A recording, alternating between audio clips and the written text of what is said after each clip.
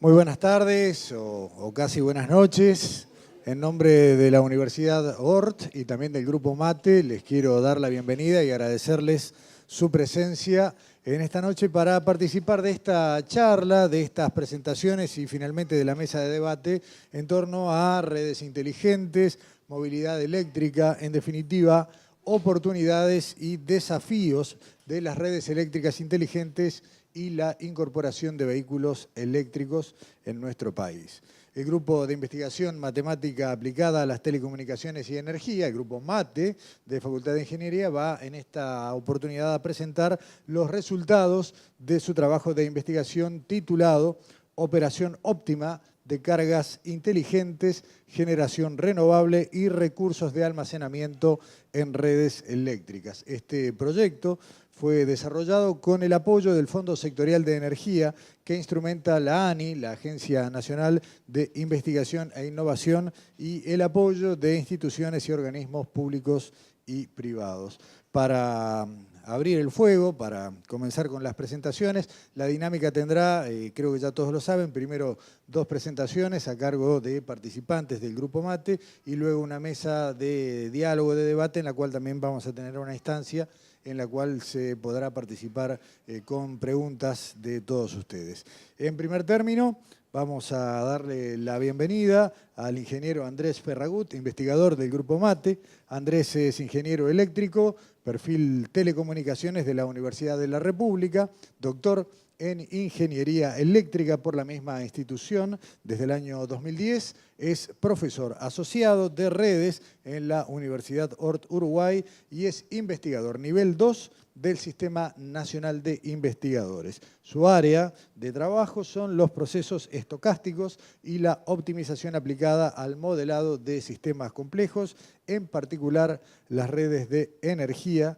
El tema de su presentación es optimización y control de redes inteligentes. Doctor Andrés Ferragut, buenas tardes.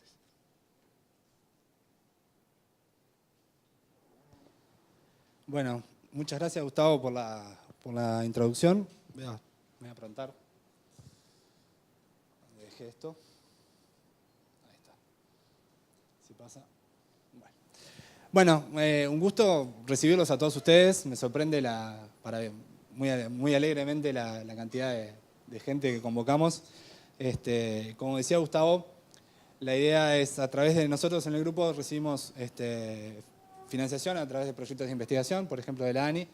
Y una de las cosas que la ANI nos pide que hagamos, y me parece que está bueno, es hacer estas instancias de divulgación para devolverle un poco a todos en qué trabajamos los investigadores, en este caso en matemática aplicada a redes de energía, ¿sí?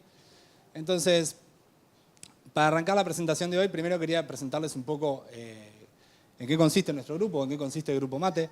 ¿Sí? El grupo se llama así, Matemática Aplicada a Telecomunicaciones y Energía, pero la sigla era la obvia, ¿no? O sea, era un poco por eso que lo pusimos. Y está funcionando desde el año 2005 en la Universidad Ort Uruguay. El líder de este grupo es Fernando Paganini, que bueno, hizo una extensa carrera en Estados Unidos.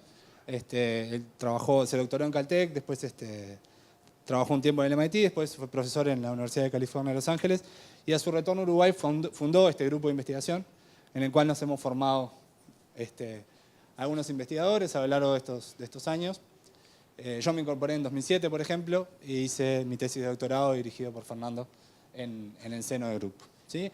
Entonces, al día de hoy tenemos 2 integrantes full time, o sea, Fernando y yo somos los investigadores que estamos full time dedicados a esto, ¿sí? Y en este momento tenemos 4 estudiantes de posgrado, Diego, Camila, Rodrigo y Martín. Martín es quien va a hablar a continuación sobre el tema más de vehículos eléctricos, ¿sí? Y tenemos además a Enrique Briglia, que es un poco colaborador part-time, porque tiene trabajo en UTE, pero además trabaja en temas de investigación con nosotros y recientemente además se incorporó como catedrático de redes eléctricas y gestión de la energía a la Universidad Ort, ¿sí? Entonces este es un poco el grupo, y el grupo funciona desde 2005, como decía, y ha pasado por el grupo una docena de estudiantes de grado o posgrado, ¿sí? Que han realizado sus trabajos de investigación. Algunos continuaron su carrera en el exterior, o sea, hemos sido bastante exitosos, lamentablemente capaz, en formar gente que después se va a hacer el doctorado a Estados Unidos y no vuelve. Bueno, algunos sí, capaz. Pero otros están volcando sus conocimientos en la industria, ¿sí? O sea, algunos continúan su carrera en Cornell, Caltech, MIT, algunos se recibieron hace poco o están en eso. Y después otros han abierto empresas, por ejemplo, en el medio local. Y más recientemente, un poco la modalidad de trabajo que hemos tenido es tenemos estudiantes de maestría que hacen su trabajo de investigación en el grupo, pero además trabajan en la industria, ¿sí? Y eso permite que uno tenga un ida y vuelta con la industria, que está bueno, ¿sí? Y que se formen recursos humanos que después vuelcan todo lo que aprenden en el grupo en los problemas que tienen que resolver en su trabajo en la industria, ¿sí? Tenemos más de 50 publicaciones en revistas y conferencias, estaba pasando raya, es un número interesante de publicaciones en revistas y conferencias internacionales. Y mantenemos además colaboración internacional con varios grupos de investigación, activamente, por ejemplo, con gente de Caltech y de Johns Hopkins, que voy a hablar un poco después. Siempre estamos buscando nuevas colaboraciones. Y además tenemos colaboración, no me entró ahí en la transparencia, pero tenemos colaboración nacional, es decir, colaboramos con grupos de la Universidad de la República e incluso con gente que está acá presente de UTE, por ejemplo, o de CCI Ingenieros, donde hemos tenido colaboraciones también, y hemos un poco intercambiado y buscado problemas de investigación que sean relevantes para los actores de la industria nacional. ¿Sí? Entonces, esto un poco como presentación inicial. Entonces, el objetivo básicamente de esta charla es darles un pantallazo un poco, motivar un poco por qué hay que hacer investigación en esto de redes inteligentes, ¿sí?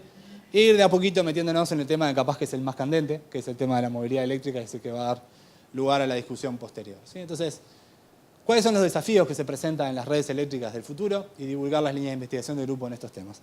Y si tengo que resumirlo en una pregunta, bueno, es ¿por qué necesitamos una red eléctrica inteligente? Esa es la pregunta que queremos contestar. ¿Y cómo lo hacemos? ¿No? Entonces, para entender esta pregunta, yo creo que hay que hacer un poco de historia, ¿sí? Hay que ir un poco para atrás. Entonces, traje esta frase que encontré en un libro hace muchos años, ¿sí? Que dice: existe un agente poderoso, obediente, rápido, fácil, que se pliega a todos los usos y que reina a bordo de mi barco como dueño y señor.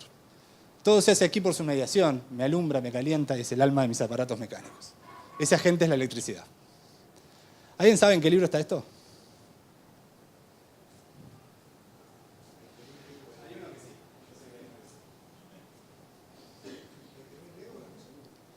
Exactamente. Estas son palabras de Capitán Nemo en 20.000 leguas de viaje submarino, ¿sí? O sea, esto lo escribió Julio Verne en el año 1868, cuando todavía no había ni electricidad. Es decir, la electricidad era una cosa que estaba ocurriendo en el laboratorio y que solo movía algunas agujitas y algunos imanes y algunos cablecitos ahí. A mediados de los 60 se habían postulado, de los 60 del siglo XIX, perdón, se habían postulado las ecuaciones de Maxwell, por ejemplo, para dar un poco de contexto. Sí, entonces, ese agente maleable, poderoso, fácil, había una cosa acá que quiero rescatar de Julio Verne, es que se daba cuenta que esa cosa que estaba ocurriendo y que nadie sabía bien cómo funcionaba todavía, le iba a cambiar la vida a la gente en el futuro. ¿Tá? Y voy a volver a esta cita sobre el final de la charla, si puedo. ¿Tá? Entonces, a lo largo del siglo XX lo que nos dedicamos a hacer básicamente es a construir uno de los sistemas de ingeniería más grandes que uno se puede imaginar, que es el sistema de la red eléctrica, ¿sí? Y construimos ese sistema básicamente arrancando en unas grandes máquinas que producían energía, en lo posible lejos de las ciudades para no contaminar, o donde hubiera un salto de agua. Esa energía luego se llevaba a unas líneas de alta tensión, que son las que las transportan desde las centrales más cerca de los usuarios. Después aparece una fase de distribución, ¿sí? Que sería las líneas que vemos más por ahí y que están ya cerca de los usuarios. Y por último estaban los consumidores finales, que son, en ese caso, eran lamparitas, iluminación, calefacción. O sea, no había nada muy inteligente todavía ocurriendo en el siglo XX. Y entonces la red se diseñó arrancando de esos generadores gigantes y como yendo hacia abajo y distribuyendo la energía hacia los usuarios, ¿no? Y hay una ley que no podemos romper, hay leyes que no podemos romper, que son las leyes de la física, ¿no? O sea, espero que no las podemos romper. Entonces, las leyes de la física, hay una cosa que nos dicen es, toda la energía que esta red genera se tiene que consumir instantáneamente. O sea, no tengo cómo almacenarla.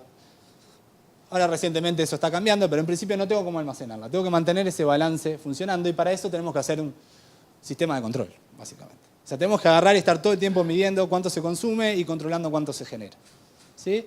Y en general tratábamos de machear esa oferta con esa demanda, ¿sí?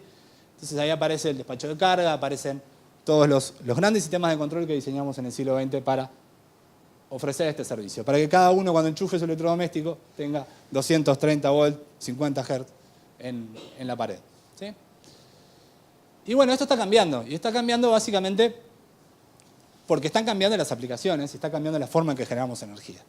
Aparecen las energías renovables, por ejemplo, que ya no son grandes centrales en algunos lugares, sino son centrales distribuidas. El viento hay que ir a buscarlo donde está, ¿sí? Y hay que traerlo desde donde está. Los paneles solares, todos queremos tener paneles solares en el techo de nuestras casas, ¿sí? Ideal. Y le entregamos la energía a la red y lo que nos sobra se lo vendemos a los demás. Divino. ¿Está? Todo muy ecológico, ¿sí?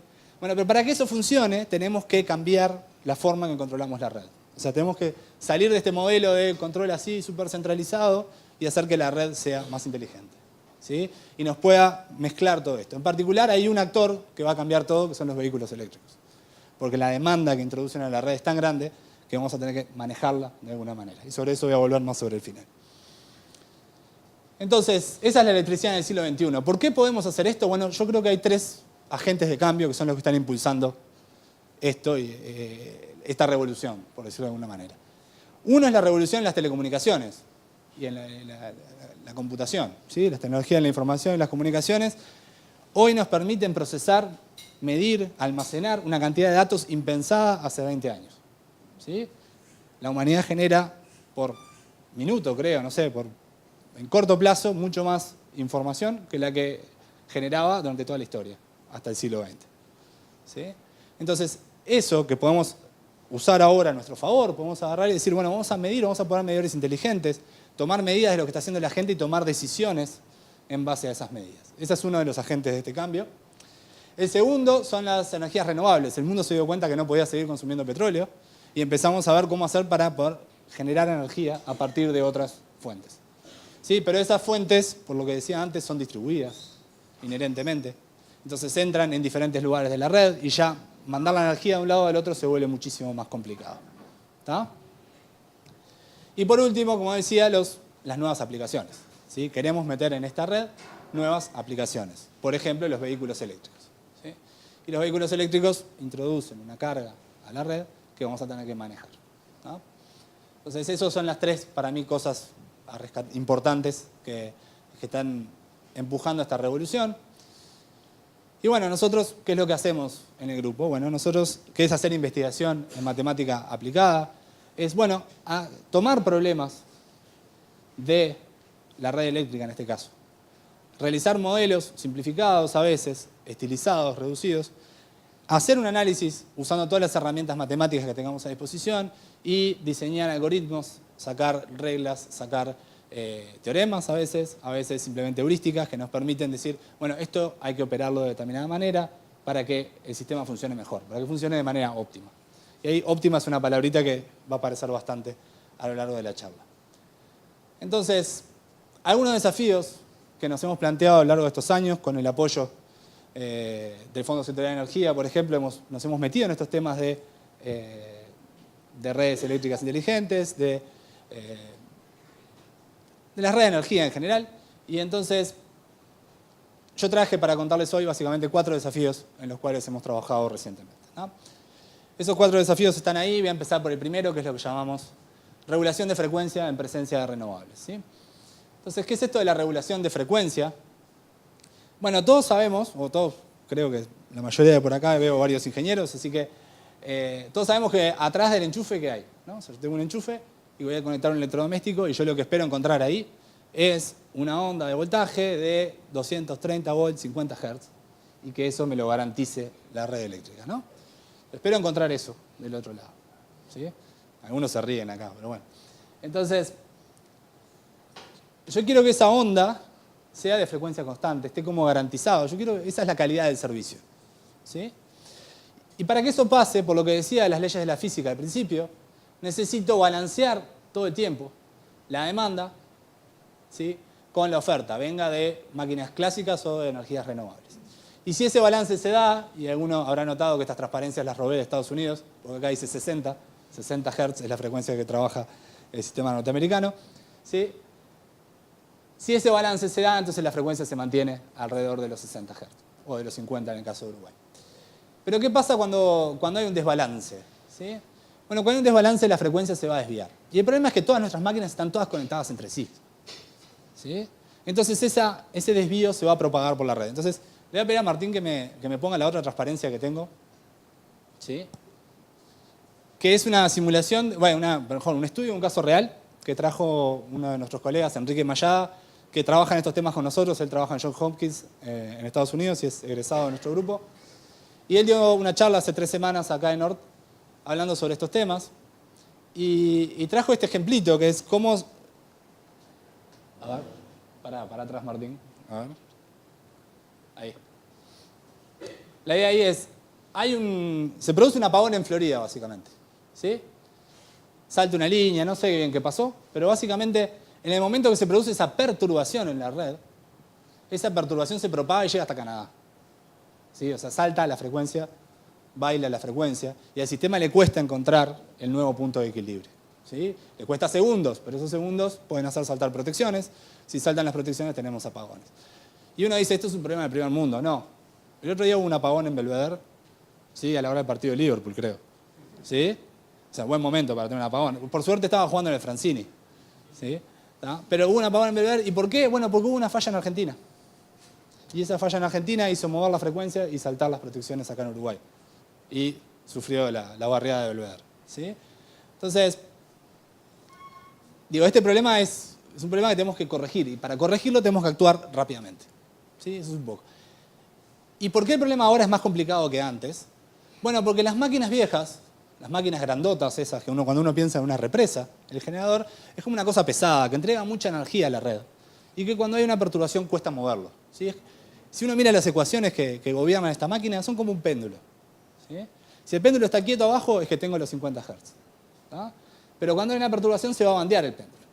Y cuando se bandee, le va a costar volver al punto de equilibrio. Y tenemos que actuar para que eso ocurra.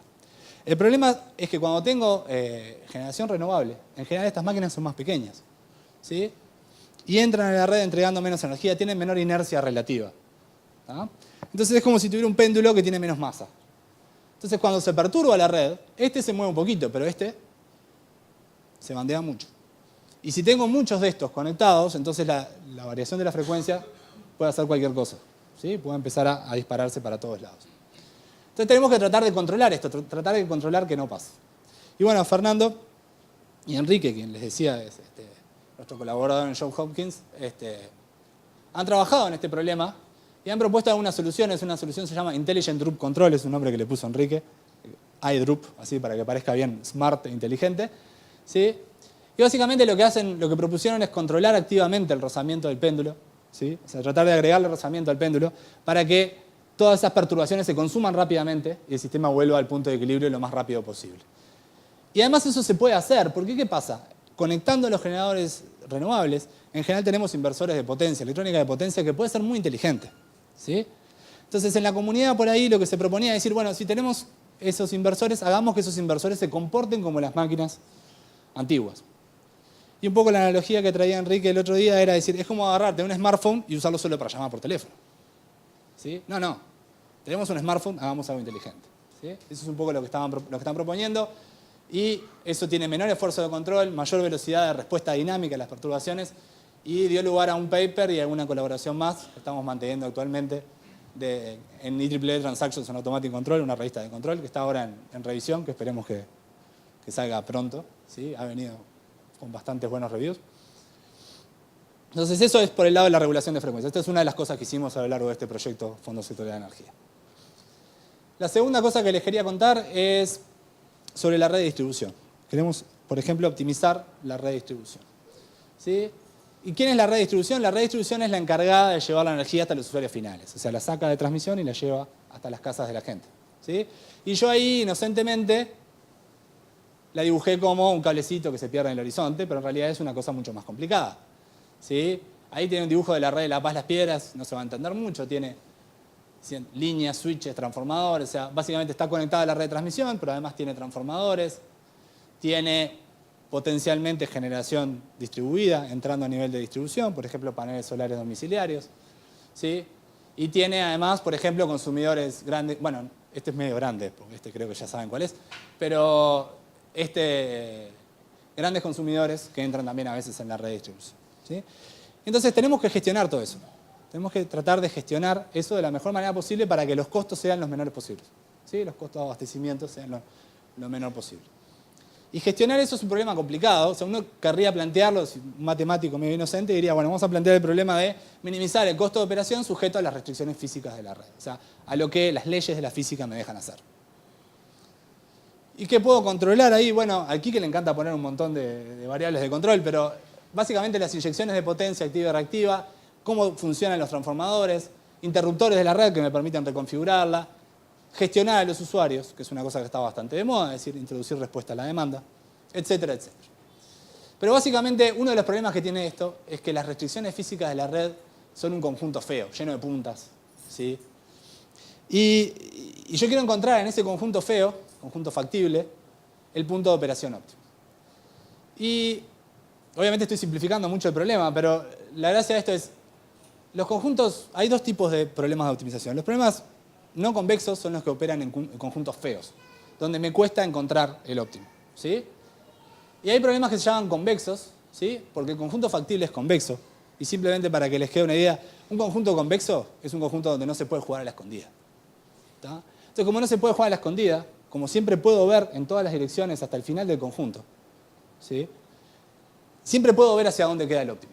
Y puedo bajar hacia ahí. Los algoritmos de optimización funcionan básicamente iniciando en una solución candidato y tratando de mejorarla moviéndome hacia el punto óptimo. Entonces, si mi conjunto es feo, yo no puedo hacer eso. ¿Sí?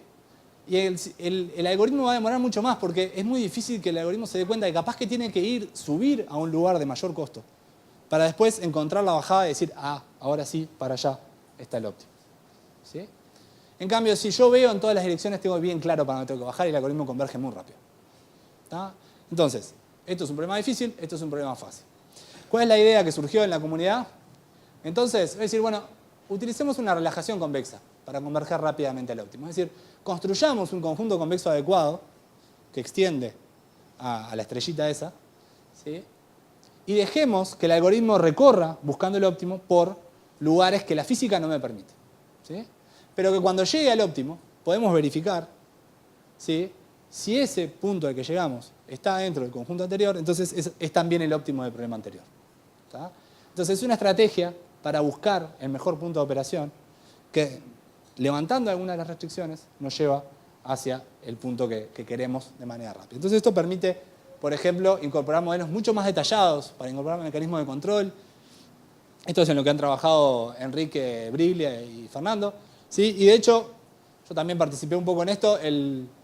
Hemos desarrollado un toolbox de optimización con apoyo de ANI y de un proyecto del BID y del Ministerio de Industria, que básicamente lo que hace es implementar estos algoritmos, ¿sí?, para modelar la red de distribución y decirle rápidamente cómo operar de manera óptima una red de distribución. Y yo le llamo inteligencia artificial a esto, por más que la palabra inteligencia artificial ahora se reserva para lo que hace Google y eso.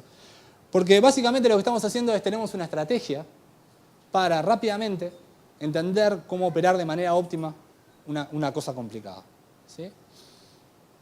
Y entonces, antes, ¿cómo había que controlar? Y bueno, había que tener un experto, alguien que conociera la red de distribución y que hiciera los cambios necesarios y que acomodara las cosas. Pero si la red está cambiando, si la demanda está cambiando, no podemos entrenar de vuelta toda esa experiencia. Necesitamos algo que funcione bien, así algorítmicamente, ¿tá? Y bueno, esto lo está testeando gente de UTE y con bastante buenos resultados. Lo voy a dejar por acá porque se me está yendo el tiempo. Y entonces, los otros dos problemas que quiero hablar, uno es la optimización del aprovisionamiento. Esta es una cosa que estamos haciendo recientemente, también en colaboración con gente de UTE. Pensemos en el Uruguay. ¿En qué va este problema? Bueno, pensemos en el Uruguay. En el Uruguay tenemos represas, tenemos energía renovable, bastante por suerte, ¿sí? Tenemos algunas centrales de combustible fósil, ¿sí? Y tenemos demanda, ¿no?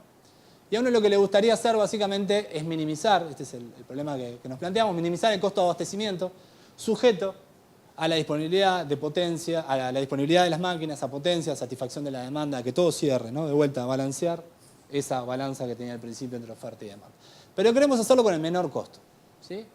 Y ahí el tema es, el punto clave es cómo aprovechamos los recursos almacenables. Yo les decía antes, la energía no se puede almacenar. Bueno, la energía eléctrica, yo salvo que tenga baterías muy importantes, no la puedo almacenar después que la genere. Pero si la energía está en el lago, entonces sí la puedo guardar. Y puedo tratar de guardar y balancear cuánto me cuesta usar el agua ahora o guardarlo para después. ¿Sí?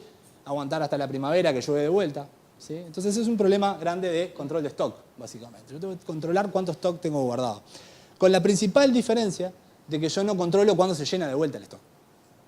Porque se llena cuando llueve. ¿Sí? Ahora, si llueve una semana de corrido, capaz que los lagos andan bien, pero tengo menos control sobre la parte de volver a usar el stock, a rellenar el stock, pero sí puedo controlar cuánto uso y balancear el costo actual con el costo futuro. Entonces, la técnica que se usa para esto es programación dinámica y no es un invento nuestro, es una cosa que se viene usando hace años en el problema de aprovisionamiento. ¿Sí? Pero lo que hemos notado últimamente es que las técnicas clásicas que hay para esto no escalan bien. ¿Sí? Es decir, básicamente es muy complicado calcular esa función de costo futuro de las decisiones. ¿Sí? Es muy complejo de hacer. Y necesito discretizar el espacio de estados, el espacio de estados se vuelve gigantesco, se vuelve muy difícil computacionalmente calcular esa función. Y además se me complica muchísimo combinar dos escalas de tiempo, que es el lago Bonete. El lago Bonete demora meses en vaciarse. ¿Sí? Entonces, la evolución de esta parte del sistema es del orden de meses. En cambio, yo pongo baterías de almacenamiento y las energías renovables, por ejemplo, que varían, tienen ciclos diarios, ¿sí? El viento, el sol. Entonces, esa necesita una resolución de horas para entender cómo funciona. Y combinar algo que tiene resolución de meses con una cosa que tiene resolución de horas es computacionalmente muy difícil.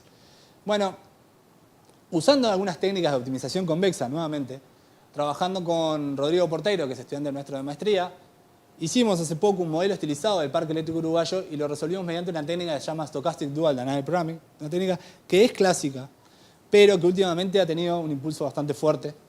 Por ejemplo, en la comunidad de software libre se han hecho bibliotecas nuevas, ha habido desarrollos nuevos sobre este tema y le estamos contribuyendo en eso. Tenemos un artículo que presentamos en Salto el año pasado y estamos contribuyendo a la biblioteca que implementa estos algoritmos. ¿Sí? Las ventajas son que tienen menor tiempo de cómputo, permite escalar a más variables y modelar las renovables y el almacenamiento de corto plazo, que antes no se podía. ¿Sí? Y básicamente eso funciona, esto es por show nomás, pero básicamente eso funciona aproximando esa función complicada que es la función azul, ¿sí? Mediante unas rectas ahí que va buscando dinámicamente, ¿sí? Y va encontrando una muy buena aproximación de la función de costo justo donde me interesa, que es en la zona donde yo quiero optimizar. ¿Sí? Esa técnica es bastante divertida, podemos discutirla después si nos da el tiempo. ¿Sí? Y por último, creo que lo que todos quieren escuchar, ¿no? O sea, un poco lo que convocaba todo esto es los vehículos eléctricos, ¿no? Es una aplicación que se viene. Ya son una realidad. En 2025 se estima que 30% de las ventas serán de autos eléctricos. Eso dice JP Morgan en 2015.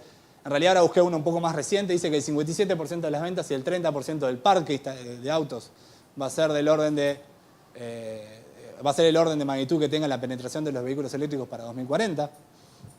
Eso es una estimación de Bloomberg de este año, ahora reciente. California estaba estimando un incremento del 40% de la demanda residencial en el corto plazo. Y sé que la gente de Smart Grid de UTE también estaba haciendo estimaciones de este estilo. No recuerdo el número ahora, no lo tengo presente. Siempre le podemos preguntar a Diego después. Entonces la cuestión ahí es cómo adecuamos la infraestructura para incorporar esta demanda. ¿Sí? Y uno cuando piensa en vehículos eléctricos, lo primero que le viene a la mente es tenemos que poner más cargadores.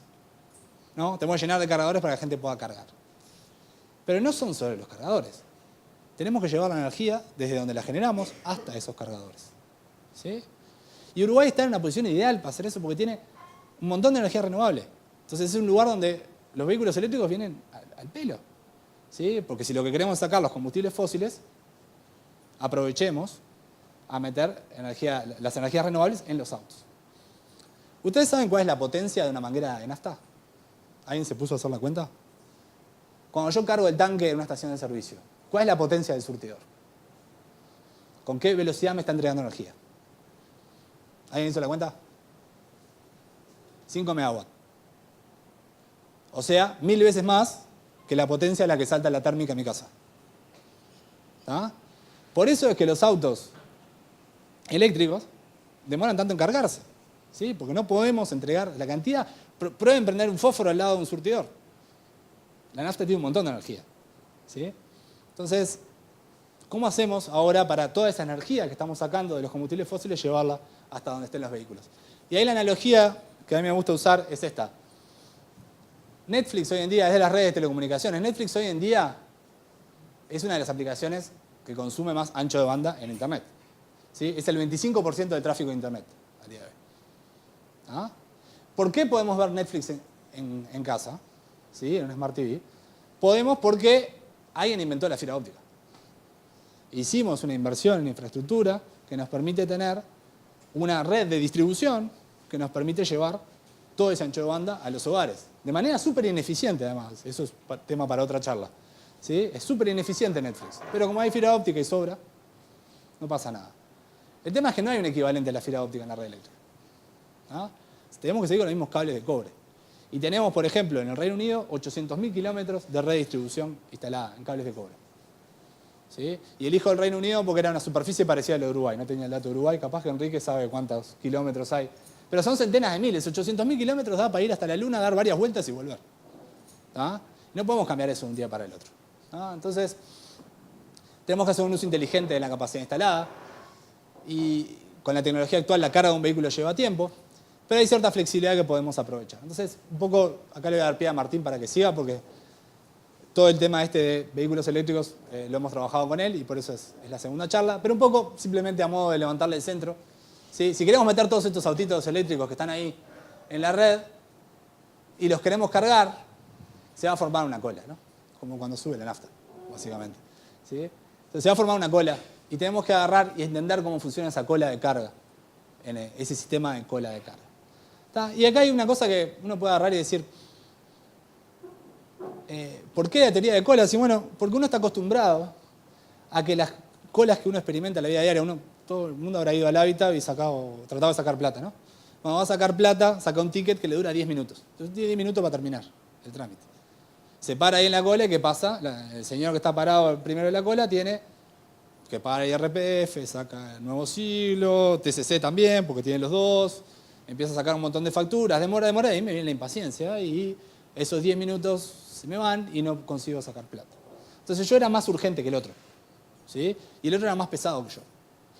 Entonces cuando tengo esas restricciones de urgencia, capaz que no tiene sentido atender a la gente en orden, sino en orden de urgencia. Y de eso es lo que va a hablar Martín, ¿tá? Entonces la dejo por ahí. ¿Cómo se estudia todo esto? Dame un segundo más porque si no digo esto me van a matar. ¿Cómo se estudia todo esto? Digo porque hay varios estudiantes en la vuelta. Bueno, para estudiar todo esto, acá en la Universidad de Uruguay incorporamos la carrera de Ingeniería Eléctrica, que es una carrera clásica en el Uruguay. Pero la idea es que desde su diseño estamos tratando de hacer especial énfasis en la incorporación de estos desafíos, ¿sí? De todas estas cosas que les fui mencionando. Va a hacer falta sólidos conocimientos de matemática e ingeniería y en el grupo buscamos también formar a nivel de posgrado en estos temas, ¿tá? Entonces pueden entrar a la página y buscar la carrera de Ingeniería Eléctrica, aquellos que quieran. Y para terminar, sí, a modo de conclusión, ¿sí? Voy a volver a la frase de Julio Verne, ¿sí? Voy a volver a la frase de Julio Verne porque quiero ver cómo sigue el diálogo. El capitán Nemo dice eso y el profesor Aronnax le contesta: ¿la electricidad? ¿La electricidad? Exclamé bastante sorprendido. Sí, señor. Sin embargo, capitán, la potencia dinámica de la electricidad no ha podido producir más que muy pequeñas fuerzas, le dice. Esto no sirve todavía, no. Y el capitán Nemo termina el diálogo y la deja por esa, ¿no? Diciendo: señor profesor, mi electricidad no es la de todo el mundo. Y con esa estrategia literaria Julio Verne zafa de explicarnos cómo se va a hacer, ¿sí? Pero bueno, en realidad, la nueva red eléctrica que tenemos por delante no es la de todo el mundo. No es la que tenemos hasta ahora, ¿sí? Entonces tenemos que desarrollar algoritmos y técnicas nuevas para incorporar los cambios, abordar los desafíos y requerimos más investigación, más matemática y más formación de recursos calificados, ¿sí? Y bueno, con esto termino por acá. Gracias por el tiempito. Y bueno, quedamos a las órdenes para seguir charlando sobre estos temas.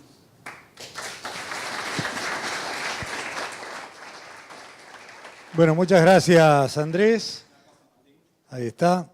Vamos a dar paso a la segunda parte de esta presentación. Les recuerdo que Estamos hablando de una investigación sobre operación óptima de cargas inteligentes, generación renovable y recursos de almacenamiento en redes eléctricas, que se hizo bajo lo que es el funcionamiento del Fondo Sectorial de Energía que instrumenta la ANI. Vamos a hablar ahora justamente, donde lo dejó Andrés, de la agenda de carga en parques de vehículos eléctricos. Esta es la parte de la charla que lleva adelante el ingeniero Martín Ceballos, también integrante del Grupo MATE. Martín es ingeniero industrial por la Universidad de la República. Se encuentra actualmente cursando la maestría en Ingeniería de la Energía, también en la UDELAR. Desde 2011 forma parte de la empresa CSI Ingenieros, donde trabaja en proyectos industriales y también de infraestructura energética. De 2004 a 2011 fue docente de la Universidad de la República, participando en proyectos de investigación vinculados a energía eólica e ingeniería del viento. Energía eólica e ingeniería del viento.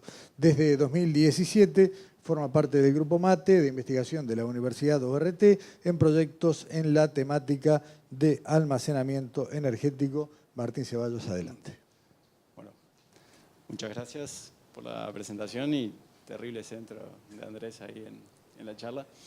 Bueno, un poco como comentaba Andrés, un poco la charla ahora es acerca de la agenda de carga de vehículos eléctricos, en particular en parques de vehículos eléctricos, digamos parkings, estacionamientos vinculados, por ejemplo, a un supermercado, a grandes superficies, a centros comerciales. Y bueno, en un futuro no tan lejano, como marcaban los números de Andrés, este tipo de infraestructura van a empezar a ofrecer este tipo de servicios de carga de vehículos eléctricos. Entonces, un poco enfocándonos en este tipo de problema, es que está basada esta charla y esta investigación. Y entonces el objetivo central es analizar políticas, es decir, maneras de cómo cargar esos vehículos eléctricos que van llegando al parking.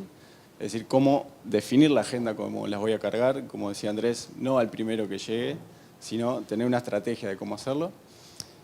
Una pregunta esencial, que es cómo podemos explotar esa flexibilidad de cada usuario. Cada usuario llega al parking con un tiempo de estadía determinado, ya sea por lo que va a demorar en hacer las compras en el súper, lo que va a demorar la hora que va a estar en el trabajo, demás, y un tiempo de carga necesario, que en general va a ser menor a ese tiempo de estadía. Entonces hay una cierta flexibilidad que la podemos aprovechar y es el objetivo.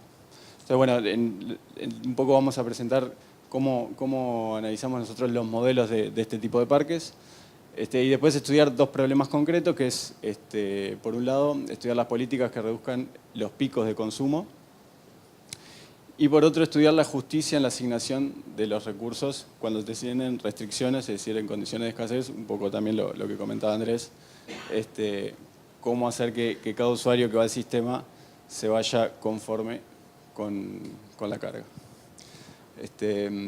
Bueno, arrancando con lo que es el modelo del parking, lo que comentaba Andrés, aquí aplicamos lo que es la teoría de colas o teoría de líneas de espera. Nosotros tenemos ciertos autos con un tiempo de estadía, llegando a una tasa de llegada, digamos, a ese parking, y se van retirando, van llegando nuevos autos. Y bueno, este problema, digamos, con una tasa de arribos determinada, un tiempo de estadía de cada uno, un tiempo medio dado por la esperanza, nos determina un tráfico en el sistema dado, bueno, por lo que es la tasa de arribos y ese tiempo medio. En este caso, la hipótesis adicional que estamos considerando es que hay lugar para todos. Es decir, es un parking grande donde asumimos que cada auto que llegue va a poder estacionar. Digamos, no es un shopping un sábado, sino que va a ser el resto de los días.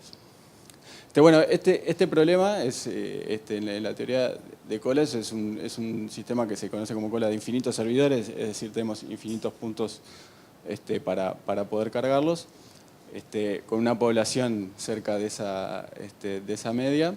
Y bueno, se puede modelar con ecuaciones diferenciales de primer orden y llegar y calcular el punto de equilibrio. Es un comportamiento bien estudiado en este tipo de teorías. Y bueno, y se puede predecir, ahí vemos como la curva sigue el comportamiento de una simulación. y es algo que está bien estudiado. Nosotros lo que queremos es aplicarlo particularmente a estos casos. Entonces volvemos al parking de cargas. Tenemos esa cierta tasa de derribos. Tenemos un tiempo que va a estar cada uno de los vehículos eléctricos en ese parking. Cada uno de esos vehículos además tiene un tiempo de carga requerido, es decir, una energía que van a necesitar a una potencia constante, es un tiempo de carga que van a requerir. Y como antes teníamos el tráfico, también tenemos lo que es la carga del sistema, que es, digamos, la tasa de derribos multiplicada por el tiempo de carga medio requerido. Entonces, la interpretación de esto es como la cantidad de cargadores que debo encender o la potencia media que demanda el tráfico, o,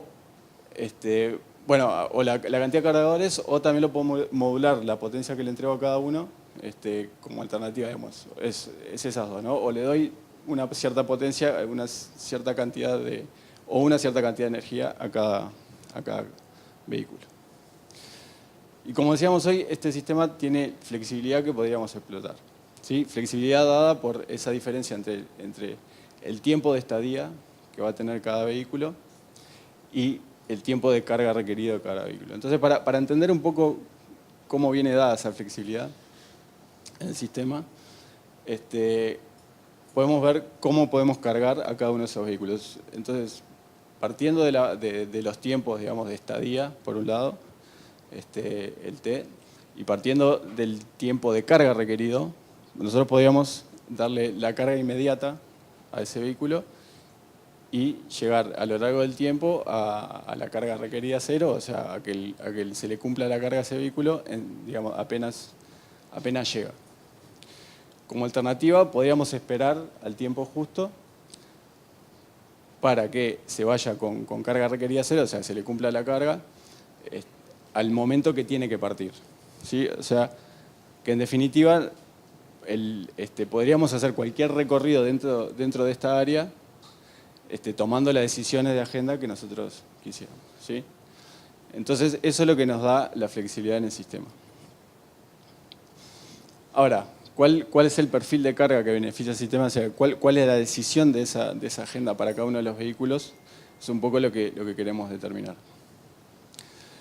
Y en particular en el problema que comentaba al principio, en un parking donde yo no tengo la restricción de potencia, pero sí me interesa reducir los picos, ya sea porque es beneficioso tanto para la red eléctrica o para el propio usuario que le está entregando la energía a los vehículos. Por ejemplo, el shopping va a querer reducir la potencia máxima que le está entregando. La idea que surgió fue, bueno, vayamos, para disminuir ese pico de demanda, vayamos con una carga justa tal que el vehículo se vaya, al momento que tiene que partir, justo se le completa la carga.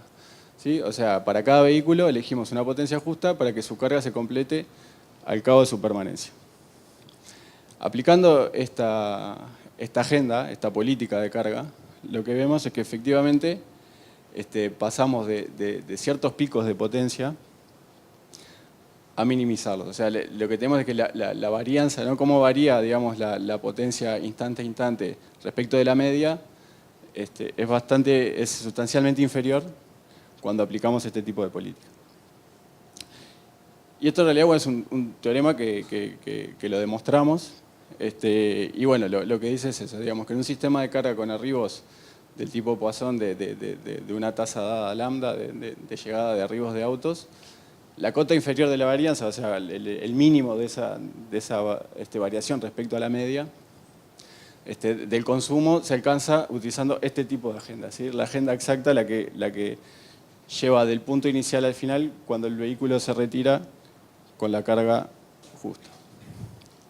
Entonces, como conclusión de este primer problema, la agenda exacta es la política descentralizada que minimiza la variabilidad y, por consiguiente, los picos de demanda. Aparte de demostrarlo, digamos, teóricamente, hicimos ciertas pruebas con datos que tenemos del garage de Caltech, uno bueno, de las universidades con las cuales trabajamos, que también nombraba Andrés. Y en ese caso, bueno, lo que realizamos fue calcular la política, o sea, conociendo los datos de llegada de autos y partidas de autos, dado como conocido, o sea, de un cierto dataset, calculamos cómo minimizar esa varianza con datos, o sea, es el mínimo posible alcanzable total, ¿no? Y por otro lado lo comparamos con este tipo de agendas de carga de autos en comportamiento online, o sea, sin saber cómo van a estar llegando esos autos, voy aplicando estas distintas políticas. Y los resultados que obtuvimos es que aplicando la carga inmediata o diferida, los dos ejemplos primeros que vimos, los valores de varianza andan por el orden del 10% mayor a este mínimo alcanzable teórico. Mientras que aplicando la agenda exacta andan en el orden de 3. Entonces, efectivamente, también para datos reales, digamos, y un caso práctico, se muestra que la potencia demandada puede ser minimizada aplicando este tipo de agenda exacta. ¿Sí?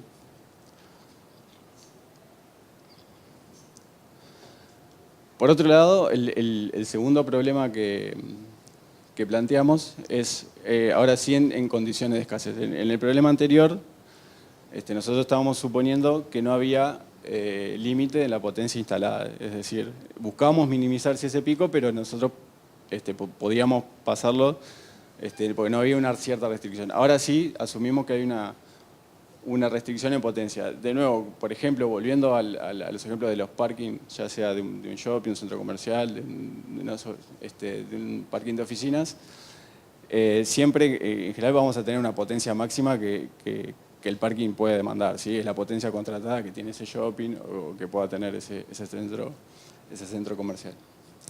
Entonces, bueno, si la demanda que definimos hoy es mayor que esa potencia máxima, aparece una restricción o una escasez y por ende no se podrán cargar todos los vehículos, ¿sí? A diferencia del problema anterior, que sí los podíamos cargar, en al tener una demanda mayor a la potencia entregable, no se pueden cargar todos los vehículos. Entonces, la pregunta que surge es cómo hacemos esa carga, cómo asignamos las prioridades, o sea, cómo hacemos ese reparto de la energía. Y bueno, para visualizar un poquito un poco mejor el problema, cada auto lo marcamos en un espacio, carga-tiempo, ¿sí? Este es el tiempo remanente que tiene el auto en ese parking, y en el eje de las X la carga remanente, ¿sí? A cabo de cada instante, con una potencia asignada R, ese punto se va a mover en el sentido del eje de las X hacia la izquierda, y cada paso de tiempo que haga, o sea, cada instante se mueve uno hacia abajo, ¿sí? Un paso de tiempo, una potencia de carga. O sea que ese punto, ese vehículo, en este espacio, se va a mover a lo largo del tiempo en cierta dirección dada por la potencia que le estamos asignando. Entonces está claro, por ejemplo, en un caso donde R sea igual a 1, o sea, tener la potencia máxima dada al vehículo, y en este ejemplo, si el cliente se va, digamos, por encima del eje de las X, va a ser un cliente satisfecho, es decir, que recibe toda la carga que solicitó previo a irse del parking. Por otro lado, y es algo obvio, si no le damos potencia a ese auto, si no, entonces esos pasos de tiempo no le damos energía, se va a ir con carga residual remanente, es decir, en principio un cliente insatisfecho. Ahora vamos partiendo de este análisis a un ejemplo con más de un vehículo, ¿no? Entonces cada uno de los vehículos son puntos en este espacio. Y bueno, en el caso de que nosotros tenemos una cantidad de vehículos menor a la potencia o a la cantidad de cargadores máxima que yo puedo cargar de vehículos, los vehículos se van a ir siempre por este lado de la gráfica, es decir, se van a ir todos satisfechos, se van a poder cargar. Ahora, está claro que si la cantidad de vehículos es mayor, ¿sí?, a lo que yo puedo entregar, va a haber una congestión, es decir, va a haber una zona donde los vehículos ya no se van a poder ser cargados en su totalidad y el resto, bueno, dependerá de dónde estén ubicados en ese espacio, si podrán ser cargados o no. Para analizar el sistema y poder trabajarlo, digamos, con matemática, suponemos, cuando tenemos un sistema grande, es un parking grande, cuando tenemos muchos puntos de vehículos dentro de este sistema, lo podemos aproximar a un fluido. Es decir, una cantidad de partículas que están en ese espacio. Y bueno, para eso nosotros nos podemos tomar un volumen de control, aplicarle las ecuaciones que se le aplican a un fluido, y resolviendo la ecuación del equilibrio del sistema, podemos hallar cómo se comporta cada uno de los vehículos en cada sistema. Y la observación importante aquí, por eso decimos hacerlo de esta manera, es que esta ecuación se puede resolver explícitamente y nos da resultados concretos de este tipo de problemas.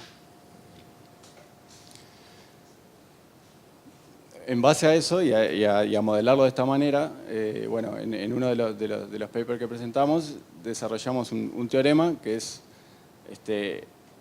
en principio, algo intuitivo, digamos que cuando uno tiene un sistema en sobrecarga, cualquier política eficiente que yo aplique, es decir, cualquier política que esté orientada a cargar, a entregar la máxima potencia posible en cada instante de tiempo, el trabajo incumplido, digamos, el trabajo que no logro otorgar a los vehículos es el mismo.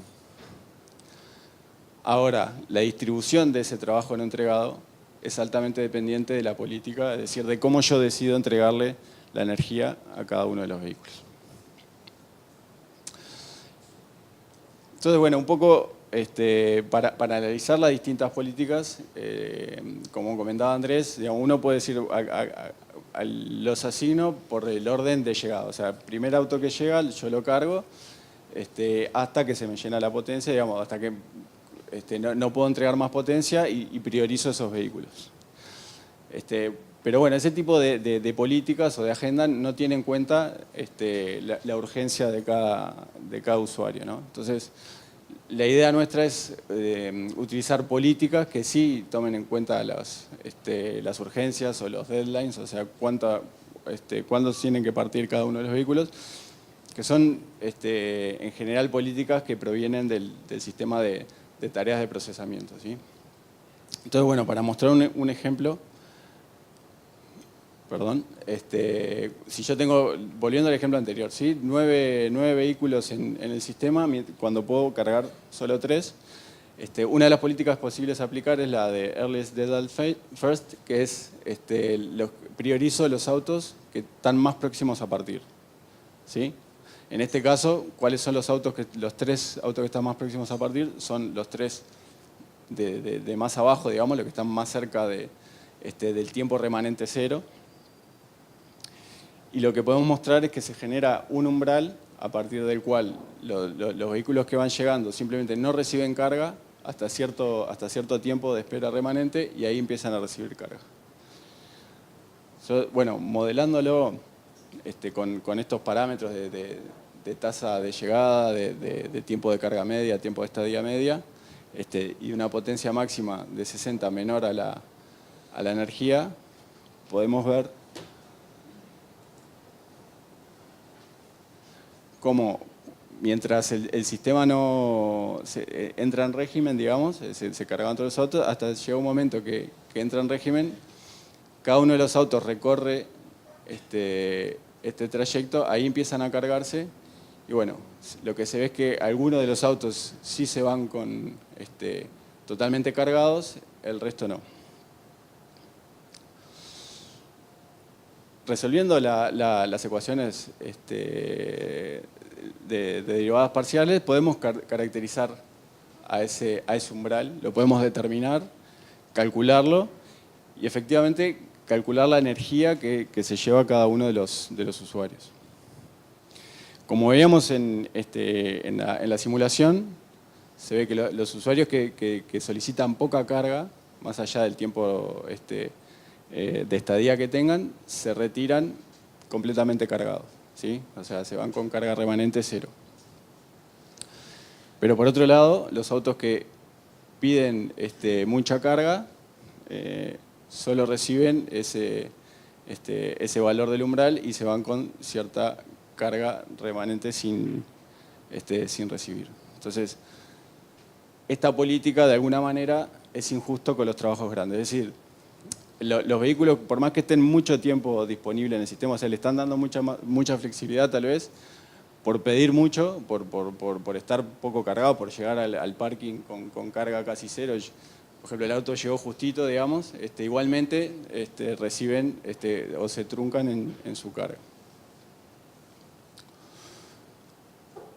Otra de las políticas, un poco para contrarrestar esto digamos, y que trate de priorizar los vehículos de mayor carga, es la que prioriza por los más urgentes, que se llama la Least Laxity First, que los atiende de acuerdo a los que tienen mayor urgencia, es decir, a los que la diferencia entre el tiempo remanente y la carga necesaria es menor, ¿sí?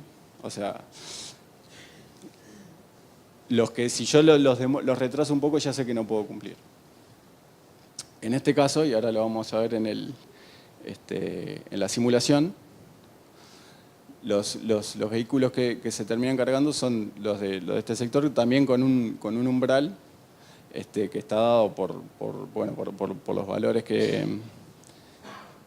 presente el modelo. Y ahí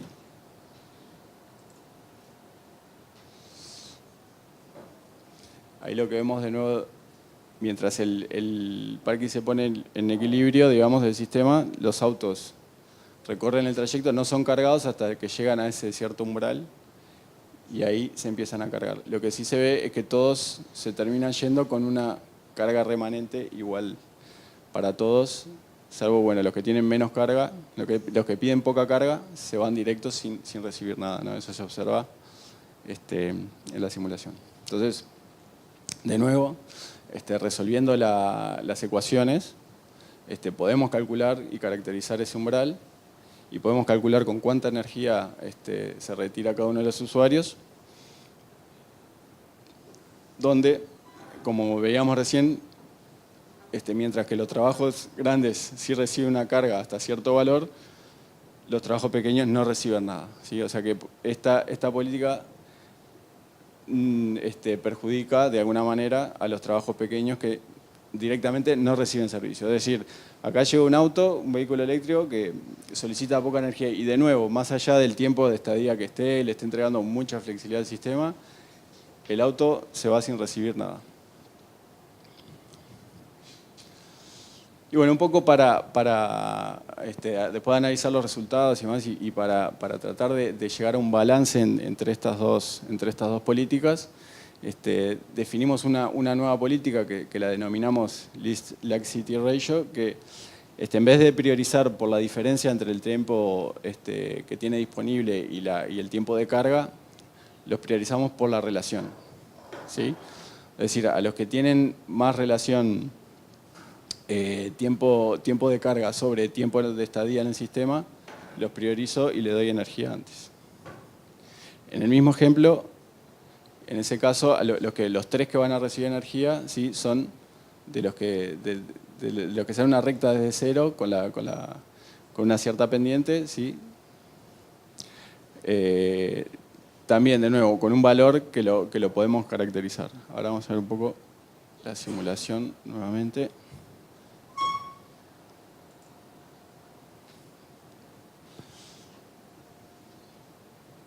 Y ahí se observa de nuevo lo mismo, digamos, mientras se va poniendo en equilibrio el sistema, se ve que los vehículos eléctricos recorren la trayectoria, digamos, no van recibiendo ninguna energía hasta que llegan al umbral y ahí empiezan a recibir. Lo interesante es que, si bien ninguno se va con energía completa, porque todos salen, digamos, del cero hacia abajo, todos sí reciben algo, ¿sí? Se ve en las simulaciones. Entonces, nuevamente, también podemos resolver estas estas ecuaciones, calcular el umbral y determinar efectivamente con cuánta energía se puede ir cada uno de los vehículos, mostrando que se cargan en igual porcentaje, ¿sí? O sea, que todos los vehículos terminan recibiendo energía y proporcional a lo que solicitaron al llegar. Acá, bueno, un poco un resumen de estos resultados. Esta gráfica muestra la carga requerida con la cual los autos llegaron al parking, ¿sí? Con la carga que solicitaban en un comienzo y la carga con la que alcanzaron, ¿no? Entonces, lo que veíamos, digamos, la least laxity ratio es proporcional, ¿sí? O sea, para cada carga requerida se llevan en igual porcentaje la carga entregada. Y mientras que las otras dos políticas, por un lado, bueno, la LLF, el Least Laxity Ratio, no le daba energía a los autos que pedían poca, ¿sí? O sea, hay unos que se van con 0 y después sí se le entrega energía a los más grandes. Y en el Earliest Deadlight First se le da energía, sí, a los que piden poca, se les completa esa carga, pero después se les trunca a los que piden mayor energía. Entonces, bueno, un poco lo que veíamos antes, pero en esta gráfica resumen, la política LLR logra un reparto justo del incumplimiento. Bueno, y esto si bien lo hicimos modelándolo computacionalmente, digamos, y analizándolo teóricamente, en un segundo paso lo que hicimos fueron simulaciones en un contexto real. Bueno, como decía un poco, el análisis anterior asume un comportamiento homogéneo en el tiempo, ¿sí? Donde se llega al equilibrio y se tiene una tasa constante de vehículos llegando con determinada energía requerida que se determina. Sin embargo, en la práctica habrá ciclos diurnos de baja carga y congestión y heterogeneidad de demandas. Entonces, si bien el modelado anterior no se aplica directamente, porque digamos, para hacer los cálculos que hicimos estamos asumiendo que el sistema está en equilibrio y que es homogéneo en el tiempo, las intuiciones que vimos pensamos que deberían seguir cumpliéndose en un sistema heterogéneo. Entonces, bueno, lo que hicimos fue probar la política en un contexto real. En este caso son datos de otro parking eléctrico, en este caso de una empresa de Silicon Valley, bueno, donde tiene estacionamientos de carga a disposición de sus empleados, ¿sí? Es un parking asociado a un complejo de oficinas. Y bueno, nos enfocamos en el parque durante un día, o en realidad hicimos pruebas varios días de más y ahora vamos a ver los resultados para un día en concreto. Como se observa, esto es la cantidad de vehículos a lo largo del día. Se tiene en la madrugada casi ningún auto, alguno que empieza a llegar temprano. Después, durante las horas de la jornada laboral, digamos, ahí se tienen los picos de cantidad de autos, ¿sí? Y bueno, después de nuevo en la noche llega a 0. Digamos, es un comportamiento esperable para un parking de oficinas. Bueno, y acá suponemos que mientras que la potencia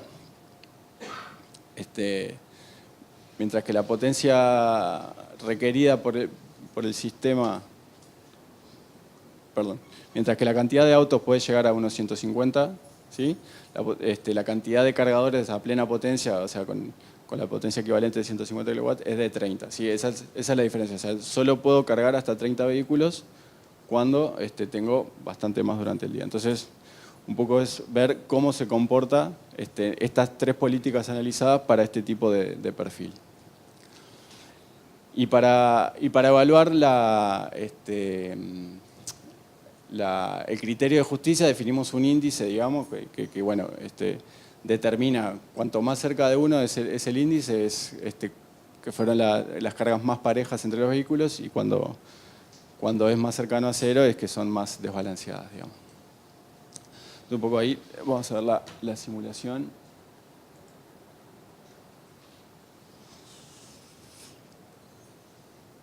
ahí se va a ir observando, digamos, estas son las tres políticas, cómo se van la misma nube de puntos que veíamos hoy.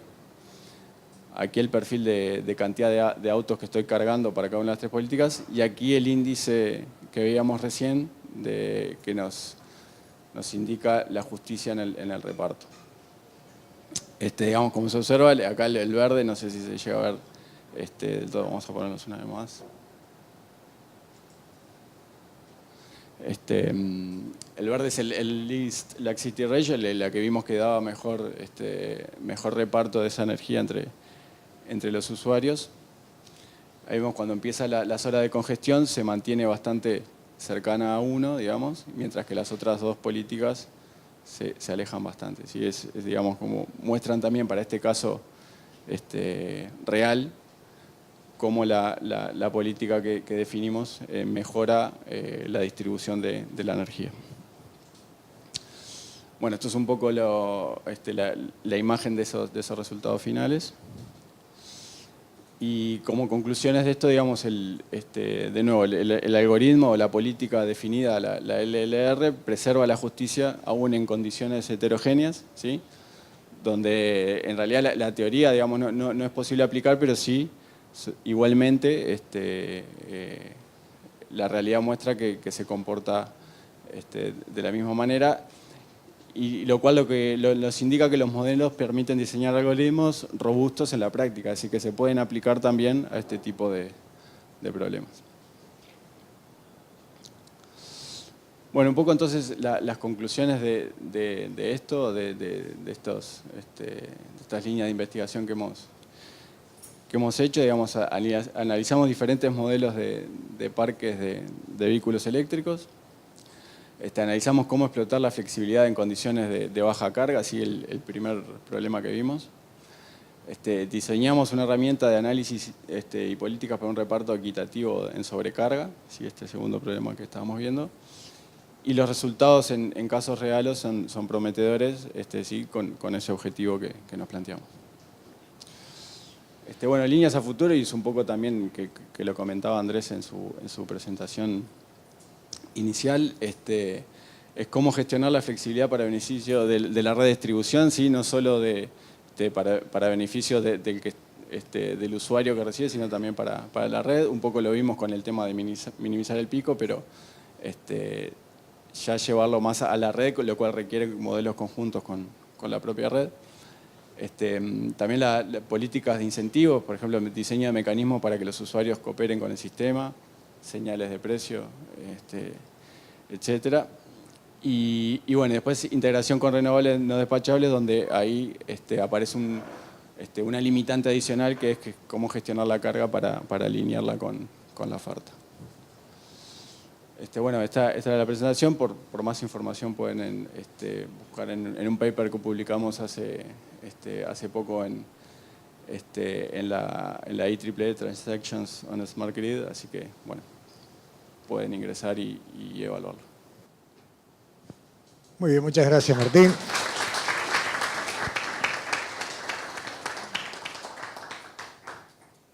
Suena siempre muy lindo, ¿no? Es muy seductor el tema de la movilidad eléctrica y casi nunca tenemos esta mirada. Y cuando conversamos, cuando intercambiamos, resultó ser sorprendente, y creo que mucho de eso se va a reflejar en cuanto a los distintos desafíos cuando abramos ahora, y vamos, si quieren, invitando a quienes van a integrar el panel de discusión para esta segunda etapa, mientras van tomando ubicación el ingeniero Pedro Mastrangelo, el ingeniero Diego Betancourt, la economista Carolina Romero y el doctor ingeniero Fernando Paganini. Les quiero comentar que aquí adelante hay algunas hojas en blanco para que, la instancia de preguntas y respuestas que va a dar al final en el intercambio, las vamos a tomar por escrito, así que quien quiera puede tomar aquí algún papel en blanco y, anotar, nos arrima la pregunta, y sobre el final de las presentaciones vamos a intercambiar con los panelistas. La idea es tener 2 ruedas de presentaciones breves. En la primera, desde las áreas de cada uno, ya les daremos la el perfil de cada uno de los invitados, es pararnos en el presente y bueno, mirar hacia atrás, ¿no? Un poco qué camino se ha transitado hasta este momento. Y en la segunda ronda, bueno, de hoy hacia el futuro, ¿no? La mirada prospectiva, insisto, desde cada una de las áreas de la especialidad.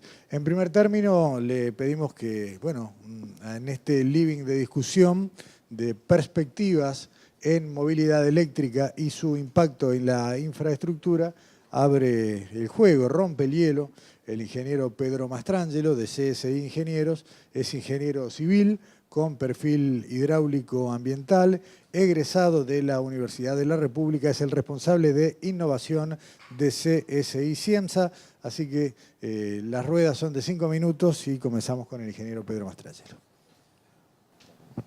Bien, muchísimas gracias a todos, a la ORT en particular y al Grupo Mate. Bien, con respecto a la pregunta, desde el lado de la industria, que representa un poco a la industria, y desde en particular CSI Ingenieros, hacia atrás hemos apostado mucho, y esto quiero remarcarlo mucho, a la colaboración industria-academia y sector público, digamos. Y les cuento una muy pequeña historia, pero creo que es muy relevante.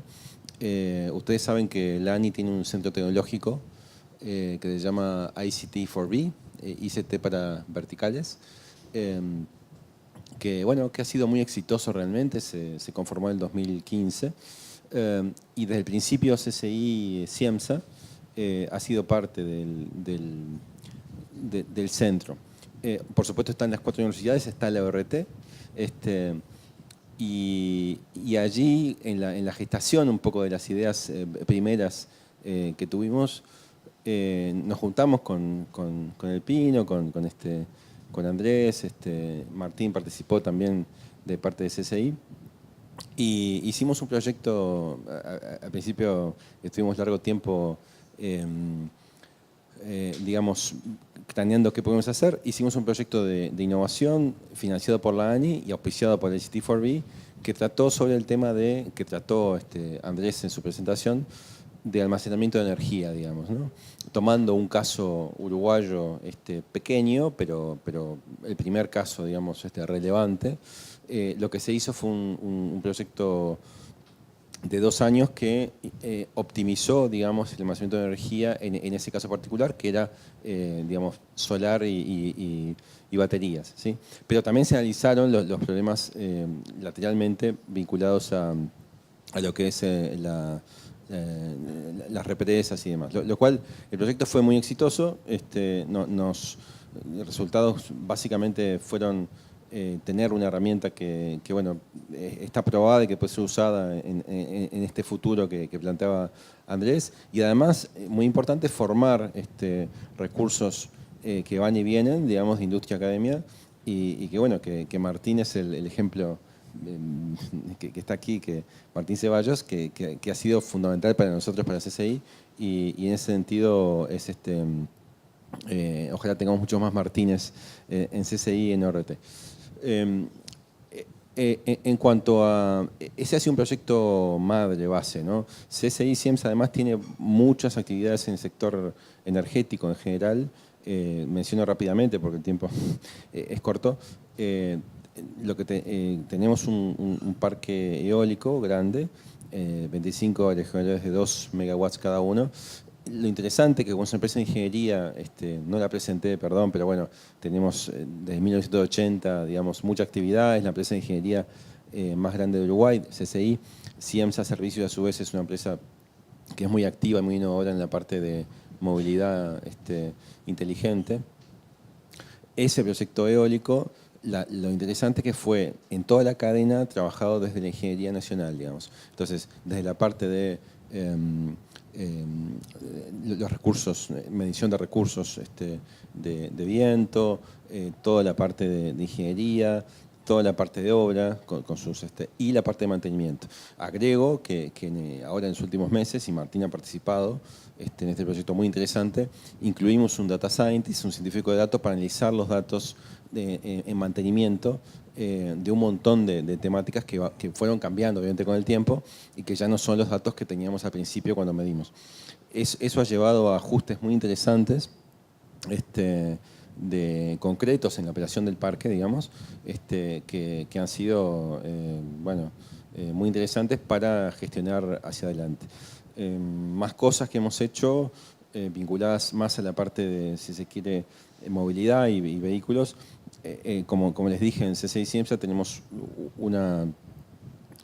fuimos pioneros en el tema de transporte inteligente o ITS, digamos.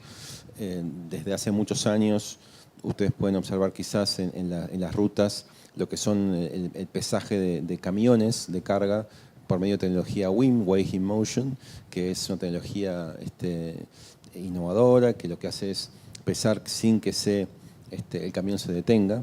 Esa es la primera cosa que hicimos, que lo estamos exportando al resto de América Latina, que nos costó un tiempo, pero lo estamos haciendo.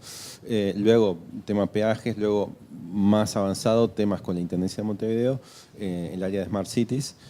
Lo que hicimos fue algo bien interesante, que se conjuga con la parte de movilidad eléctrica, que es básicamente implementamos la plataforma de IoT y Big Data de la Intendencia, y sobre esa plataforma un caso de uso bien concreto, bien interesante fue calcular la matriz origen-destino de transporte público mediante, digamos, Big Data y mediante datos, una matriz origen-destino digital, que siempre se hace mediante encuestas. No es en tiempo real aún, es casi tiempo real, pero cuando se instalen las máquinas a bordo en tiempo real, con la tarjeta esta STM que se pueda introducir y ese dato tenerlo online, perfectamente podemos tener una matriz origen-destino, digamos, en tiempo real, que sin duda, esto lo hemos hablado con Martín muchas veces, con Andrés, va a colaborar con todo este esquema de distribución de movilidad eléctrica. Bueno, más cosas, pero por acá la dejo. Muchas gracias. Esta es la primera rueda. Vamos a cederle ahora el uso de la palabra a la economista Carolina Romero, que pertenece a la Intendencia de Montevideo.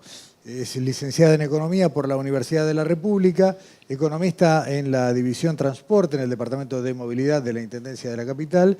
Una de sus principales tareas tiene que ver con la evaluación y la promoción de la introducción de movilidad eléctrica en el transporte público de nuestra ciudad. Es representante además de la Intendencia en el Grupo Interinstitucional de Eficiencia en el transporte, y un poco la pregunta queda planteada, ¿no? Proyectos y planes de la Intendencia de Movilidad Eléctrica que se han pensado y que hoy están, o en ejecución o por lo menos en vías. Bueno, buenas tardes, muchas gracias por la invitación. Desde la Intendencia venimos trabajando en este grupo que mencioné recién, con otras instituciones como el MIEM, la UTE, el Ministerio de Transporte, el Ministerio de Vivienda y Medio Ambiente, etcétera, la ANCAP. Y desde ahí hemos impulsado las principales políticas de movilidad eléctrica en el transporte público.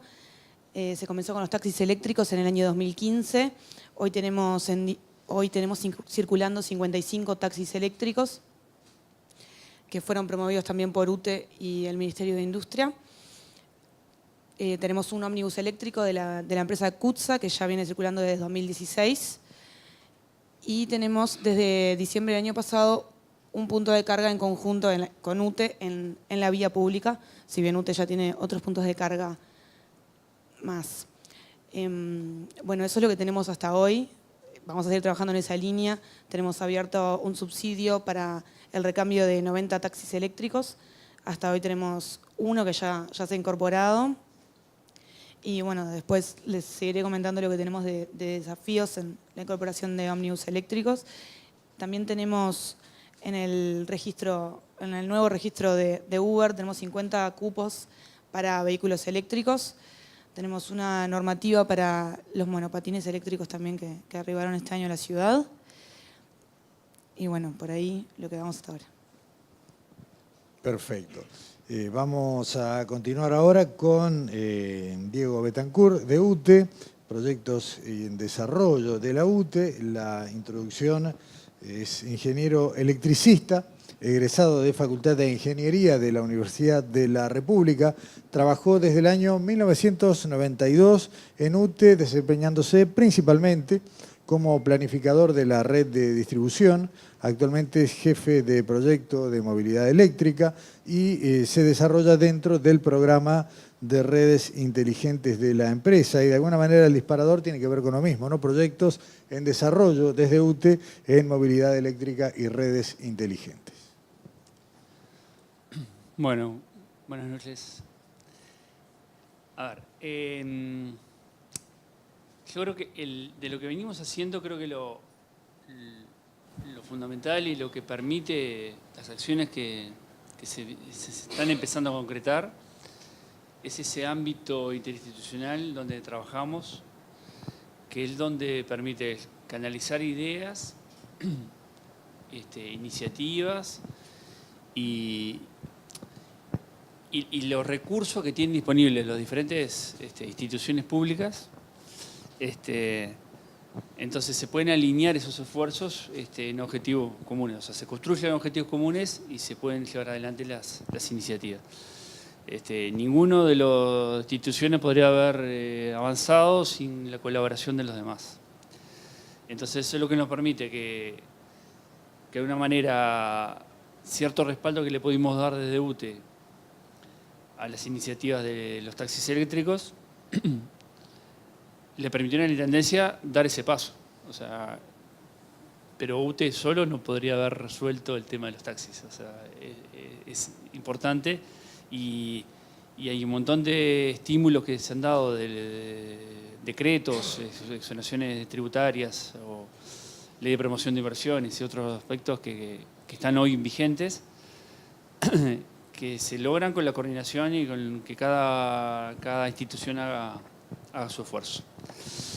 Particularmente UTE se plantea en este camino, proviendo, bueno, hay que promover la energía para esto. Y bueno, todos conocemos el escenario hoy de energía eléctrica de origen renovable, que es fundamental,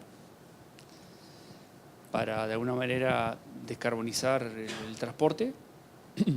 Es una oportunidad muy importante que tiene el país y estamos en condiciones de aprovecharla. Y después en infraestructura de recarga, ¿no? Entonces, nosotros veíamos que era imprescindible que hubiera una red de recarga en vía pública y que en la oferta los importadores de vehículos no se iban a mover si no había algún tipo de puntos de recarga en la ciudad y en el país. Y bueno, allí fue que se decidió comenzar a construir esta ruta eléctrica que llamamos, que es punto de recarga en estaciones de servicio. Se hizo un acuerdo con Duxa, con la distribuidora de ANCAP, y bueno, estamos ejecutando. Hoy tenemos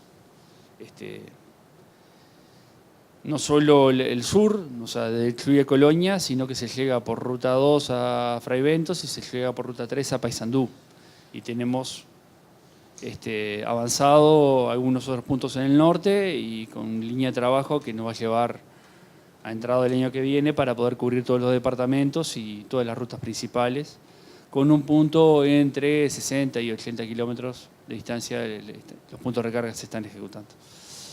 Eso permite que vencer el miedo de los usuarios a tomar esas decisiones de incorporar, de cambiar los vehículos, y sobre todo las empresas, que donde hay eficiencia, ¿no? Donde hay eficiencia energética, que es uno de los fundamentos, digamos, las claves de este cambio, es que hay una reducción importante de consumo de energía con el transporte eléctrico, es en empresas, en transporte público, el transporte público mejor, y empresas que ahorren costos, que permiten luego bajar costos de la economía, ¿no? El transporte particular va a venir por decisión de los particulares y bueno, esas decisiones no son racionales ni económicas, las decisiones de tener un vehículo u otro. Y bueno, esas son las líneas fundamentales. Y comenzamos sustituyendo la flota propia. Hoy tenemos 92 vehículos eléctricos, que era como la forma de dar ejemplo que esto puede hacerse y puede lograrse. Excelente. Y cerrando esta primera ronda, la palabra le pasa al ingeniero Fernando Paganini, ingeniero electricista, licenciado en matemáticas de la Universidad de la República, máster y PhD en Ingeniería Eléctrica en Caltech, Estados Unidos. Fue profesor de la Universidad de California, Los Ángeles, hasta el año 2005. Desde entonces es catedrático en la Facultad de Ingeniería de la Universidad Ort, Uruguay. Es investigador nivel 3 del Sistema Nacional de Investigadores. Es fellow del IEEE, bueno, o algo así, y miembro de las Academias Nacionales de Ciencias y de Ingeniería del Uruguay. Y la propuesta para esta primera rueda, Fernando, tiene que ver con experiencias de colaboración academia-industria en redes inteligentes y en movilidad eléctrica. Bueno, muchas gracias por la presentación. Un poco creo que se reflejó en las presentaciones anteriores, en la de Andrés en particular. Nosotros somos un grupo que nos gusta hacer matemática, nos gusta problemas, pero nos gusta también cosas que se puedan bajar a tierra, o sea, no estar en una burbuja. Entonces tenemos vocación justamente por buscar áreas donde se interfazan problemas, desafíos desde el punto de vista intelectual, que dicho sea de paso, para publicar a nivel mundial uno tiene que estar compitiendo con, o sea, este paper entre Smart Grid que mencionó Martín, uno tiene que competir a la escala global, ¿no? Pero también le gusta que eso pueda de alguna manera tener que ver con problemas relevantes para el medio que uno habita. En ese sentido, el área de energía, que cada vez es más importante en nuestro grupo, ha resultado particularmente útil, propicia, digamos. Y quiero mencionar brevemente el caso de Caltech, no porque yo estudié ahí, sino porque ahí trabaja un profesor que se llama Steven Lowe, que de hecho lo conocí después, que ha sido un poco un modelo de que nosotros hemos seguido bastante en cuanto a cómo se procede para hacer investigación y también para tratar de tender puentes hacia la industria. Es un excelente investigador, es una persona con una producción gigantesca. Y por otro lado, una persona que se ha dedicado a llevar a la práctica cosas que ha desarrollado a nivel académico. Yo de hecho trabajé con él en mi época de Estados Unidos unos años, en temas de telecomunicaciones, de control de tráfico en Internet, nada que ver con esto. Después yo me volví y él de hecho llevó el asunto incluso a una empresa, a una startup que puso, pasó unos años haciendo un producto concreto, después vendió la empresa y se volvió a la universidad. Yo me lo encuentro en 2010 y me dice, mira, yo ahora dejé las telecomunicaciones y me pasé todo a Smart Grid. Y yo me impactó bastante porque era un tipo que llevaba 10 años trabajando en telecomunicaciones. Y me hizo pensar que nosotros de repente tendríamos que probar explorar ese camino también. Y un poco en esos años empezamos a aprender también, porque esto de cambiarse de área no es tan fácil hacerlo. Aprender del área, de la enorme área que es la ingeniería de potencia y las redes eléctricas, y buscar oportunidades de colaboración. Y una cosa que nos pasó es que rápidamente pudimos entender, eso es una ventaja del país chico, es que rápidamente nos conocimos con gente como Enrique Briglia, que trabaja en la industria y que enseguida nos trajo los problemas reales que le interesan a los operadores. Hoy de tarde, sin ir más lejos, estuve en UTE dando un curso sobre flujo de carga óptimo, un curso que trae algunos de los avances estos que hizo Steven Lowe justamente para calcular las redes, digamos, y a un público de ingenieros de UTE y sobre todo del despacho de carga. Y de hecho, cuando yo le comenté al propio Steven Lowe, mira, voy a dar este curso, incluso me dio las transparencias para que pudiera hacerlo, me dice, no puedo creer que tengas ingenieros de UTE o ingenieros de una empresa escuchando estas cosas matemáticas relativamente pesadas, digamos, ¿no? Es la segunda vez que lo damos, la primera vez que lo dimos tenían 20 personas escuchando.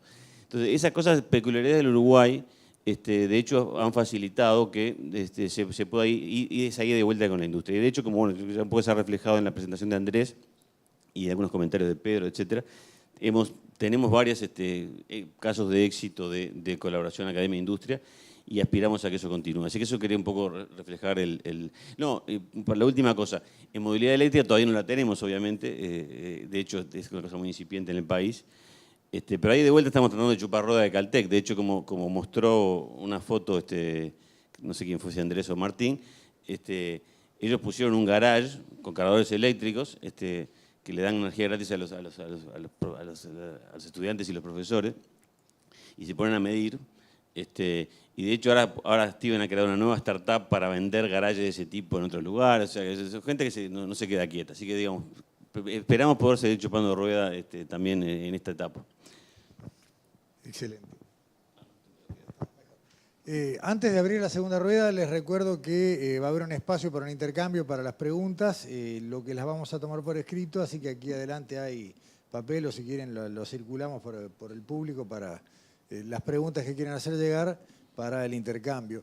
Y en esta segunda rueda, la idea era un poco pararnos en el día de hoy y a futuro, y voy a, si se me permite la libertad, también tomar un poquito el rol de periodista para disparar alguna consulta, porque hay muchos puntos de intersección entre lo que se habló en la mesa, en el living, y lo que fueron las presentaciones, porque seduce la idea de la movilidad eléctrica, nos gustan estos autos amigables con el ambiente, más económicos, pero indudablemente plantean cuellos de botella y desafíos.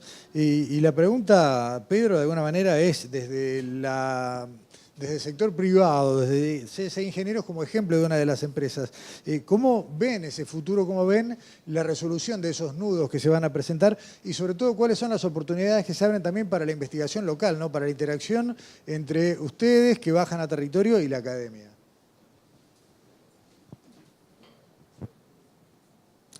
Sí, está muy bueno.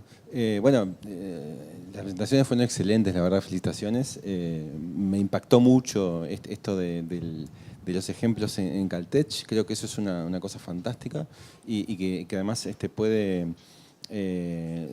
Ahora, yo creo que acá tenemos que apuntar, acá un paréntesis, innovación en general, digamos, desde Uruguay y para el exterior. ¿Sí?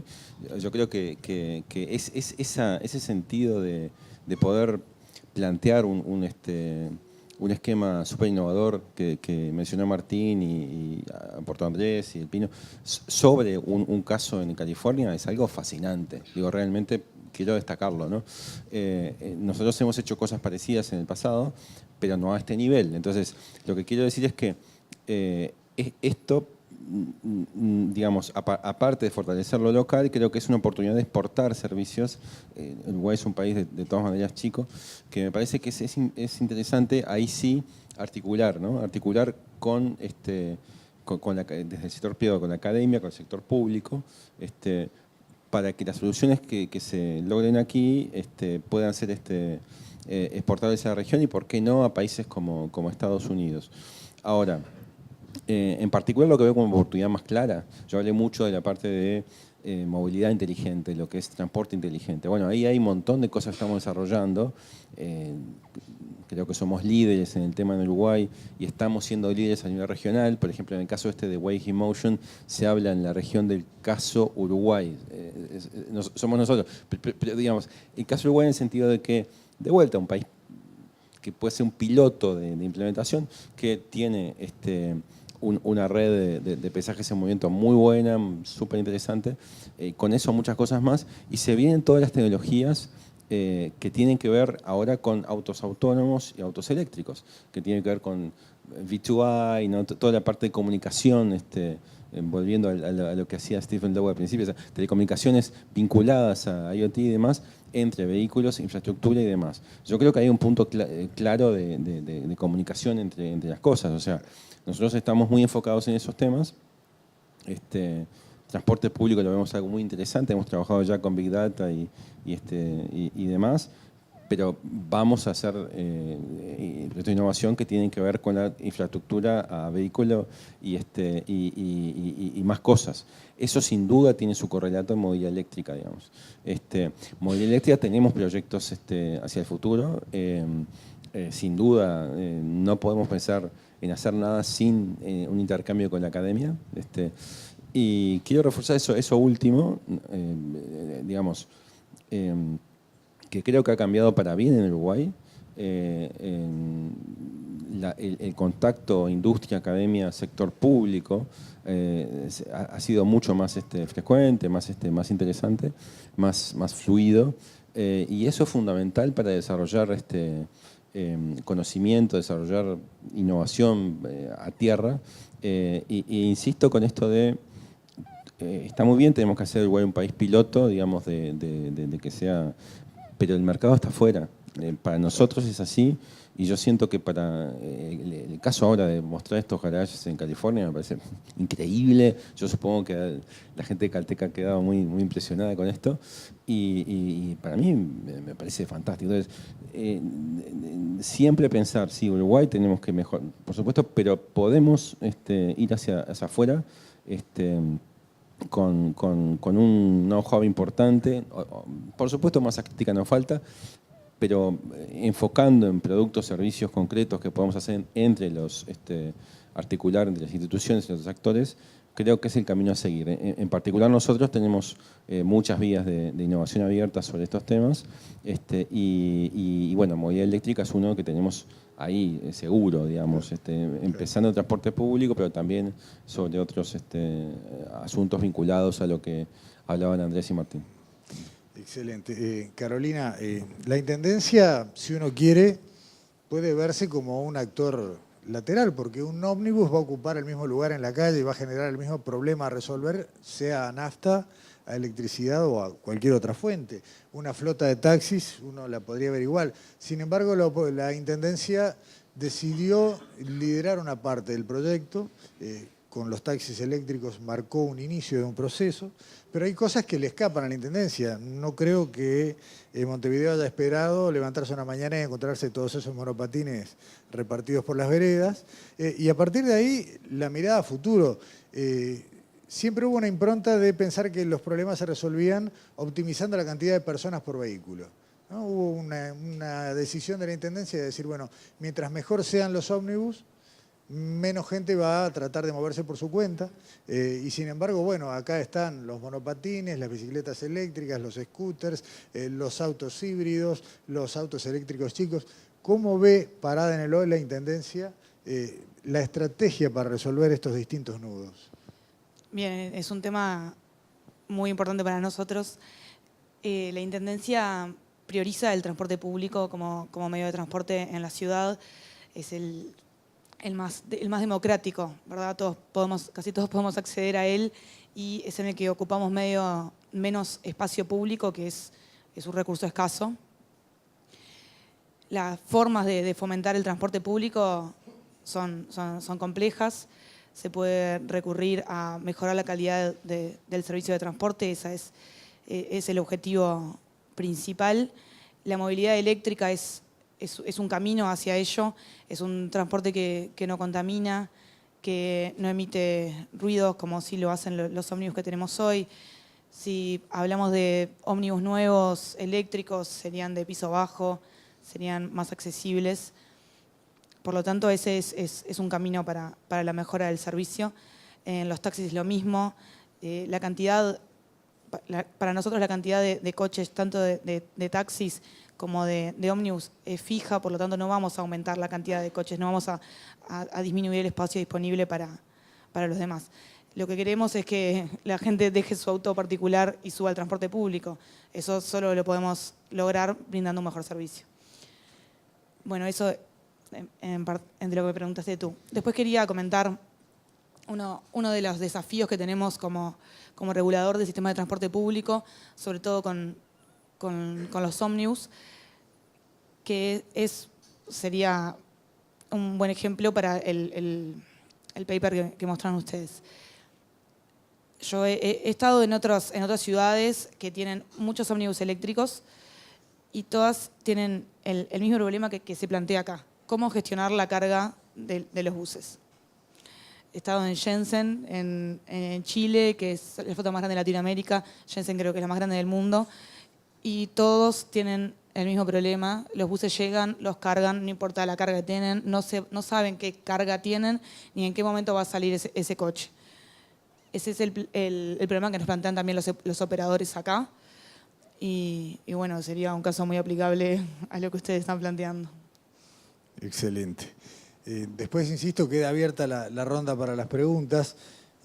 Diego Betancourt, la mirada es un poco la misma, ¿no? Desde la UTE, la perspectiva de futuro, la colaboración con la academia, pero además ustedes tienen la confluencia de dos fenómenos, ¿no? Se habló de redes inteligentes, la UTE viene trabajando en redes inteligentes desde hace bastante tiempo.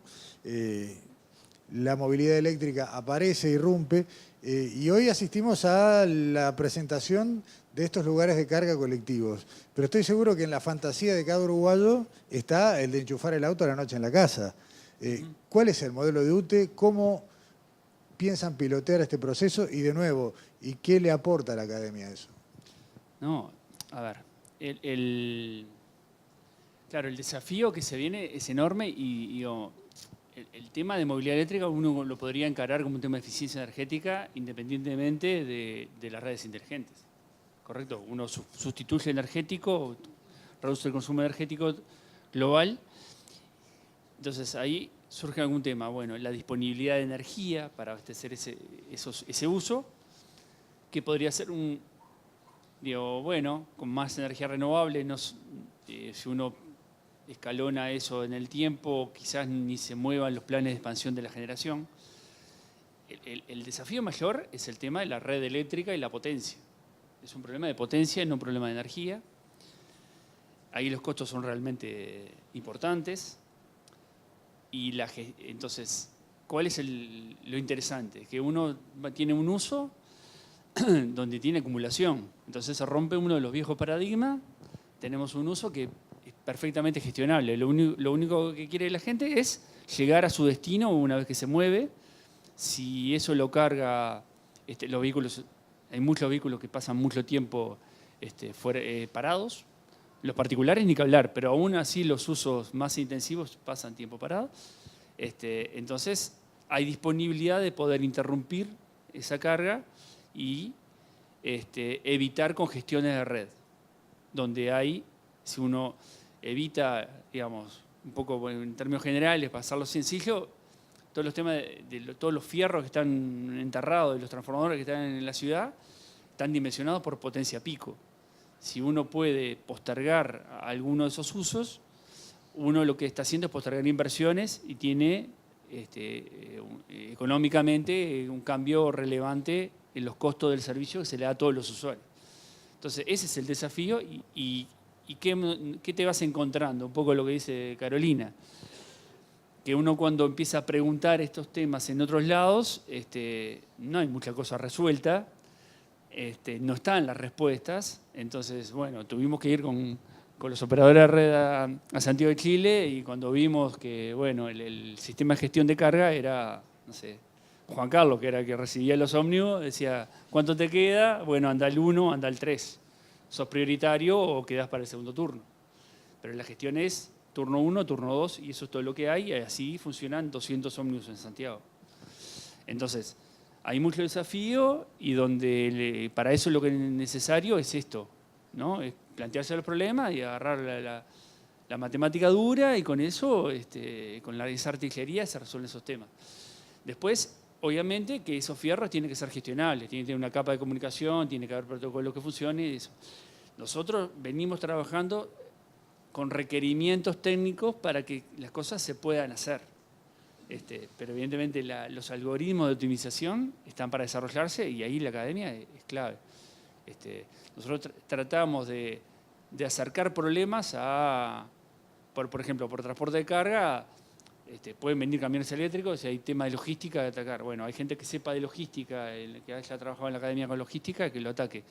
Hay gente que ya viene trabajando con problemas de optimización de redes, o sea, todo el conocimiento que nosotros podemos o que estamos acumulando, gestionando nuestra red, está disponible para que la academia lo aproveche y qué mejor que dirigir los grupos de investigación a problemas concretos que tiene el país.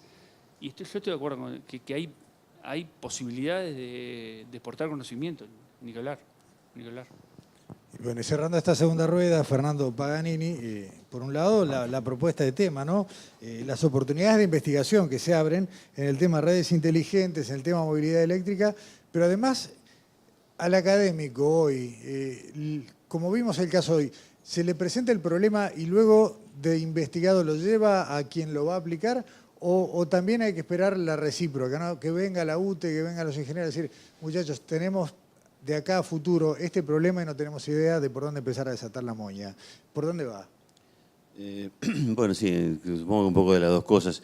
En la medida que uno tenga los puentes y los lazos con la gente concreta, por ejemplo, acá hay alguna gente de planificación de UTE que directamente nos viene pidiendo hace tiempo que pensemos en ciertos problemas y bueno, y dado que llega la demanda, nosotros nos ponemos a estudiar también, porque no necesariamente son cosas que ya sabemos, digamos, sino cosas que hay que aprender. Yo creo que un poco siguiendo con lo que decía Diego, y un poco también volviendo al principio a la presentación de Andrés, las redes claramente están evolucionando a hacerse mucho más distribuidas en el espacio, ¿no? O sea, y no solamente distribuidas en el sentido de que la energía se recolecta en puntos distintos y se consume en puntos distintos, sino que también se gestiona por agentes que no necesariamente van a todos hacer caso, digamos. La gente, la expectativa que vos decías de que yo tengo mi panel solar en mi casa, tengo mi auto eléctrico, lo cargo cuando quiero, el resto del mundo que lo parta un rayo, eso mismo está presente. Y hasta cierto punto puede ser que, o sea, uno podría idealizar y decir, bueno, no necesito más la red eléctrica, pero claramente estamos muy lejos de que eso pase. Y la gente va a pretender tener la red eléctrica cuando la precise, cuando no tenga solo, yo qué sé, pero cuando quiera, volcar a la red eléctrica lo que quiera. Eso necesariamente cambia genera una complejidad de manejo, incluso de económico, de la red, que no tiene precedentes y que nadie ha resuelto en el mundo. Y ahí la única forma es meterse con las ecuaciones y un poco es lo que estamos haciendo, tratar de generar, bueno, y son ecuaciones complicadas, entonces un poco viene lo de las relaciones convexas que decía Andrés, o sea, simplifiquemos estas ecuaciones para poder hacer algo racionalizable, ¿no? Así que creo que hay muchísimas oportunidades de investigación y también de interés para los operadores. No sé si una cosa más es que uno está acostumbrado también a que este es un problema que lo resuelve el Estado, ¿no? Sobre todo en Uruguay, que tenemos un operador monopólico, en fin.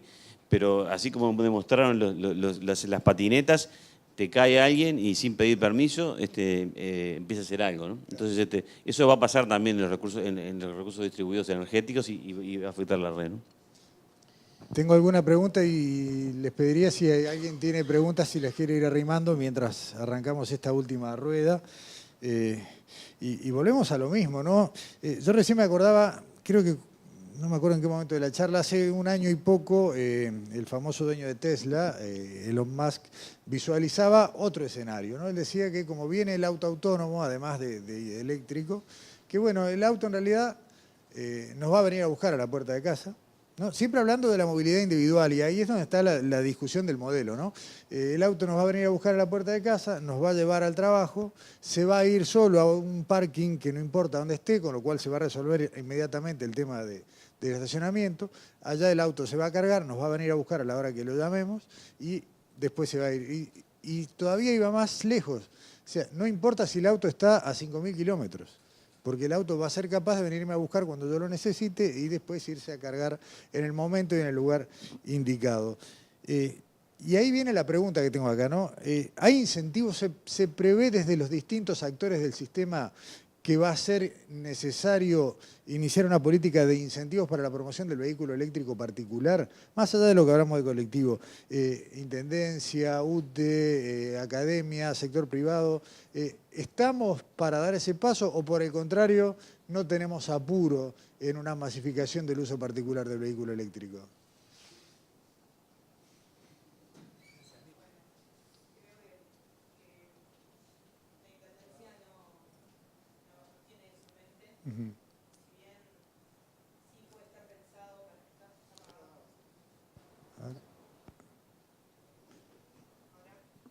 Toma.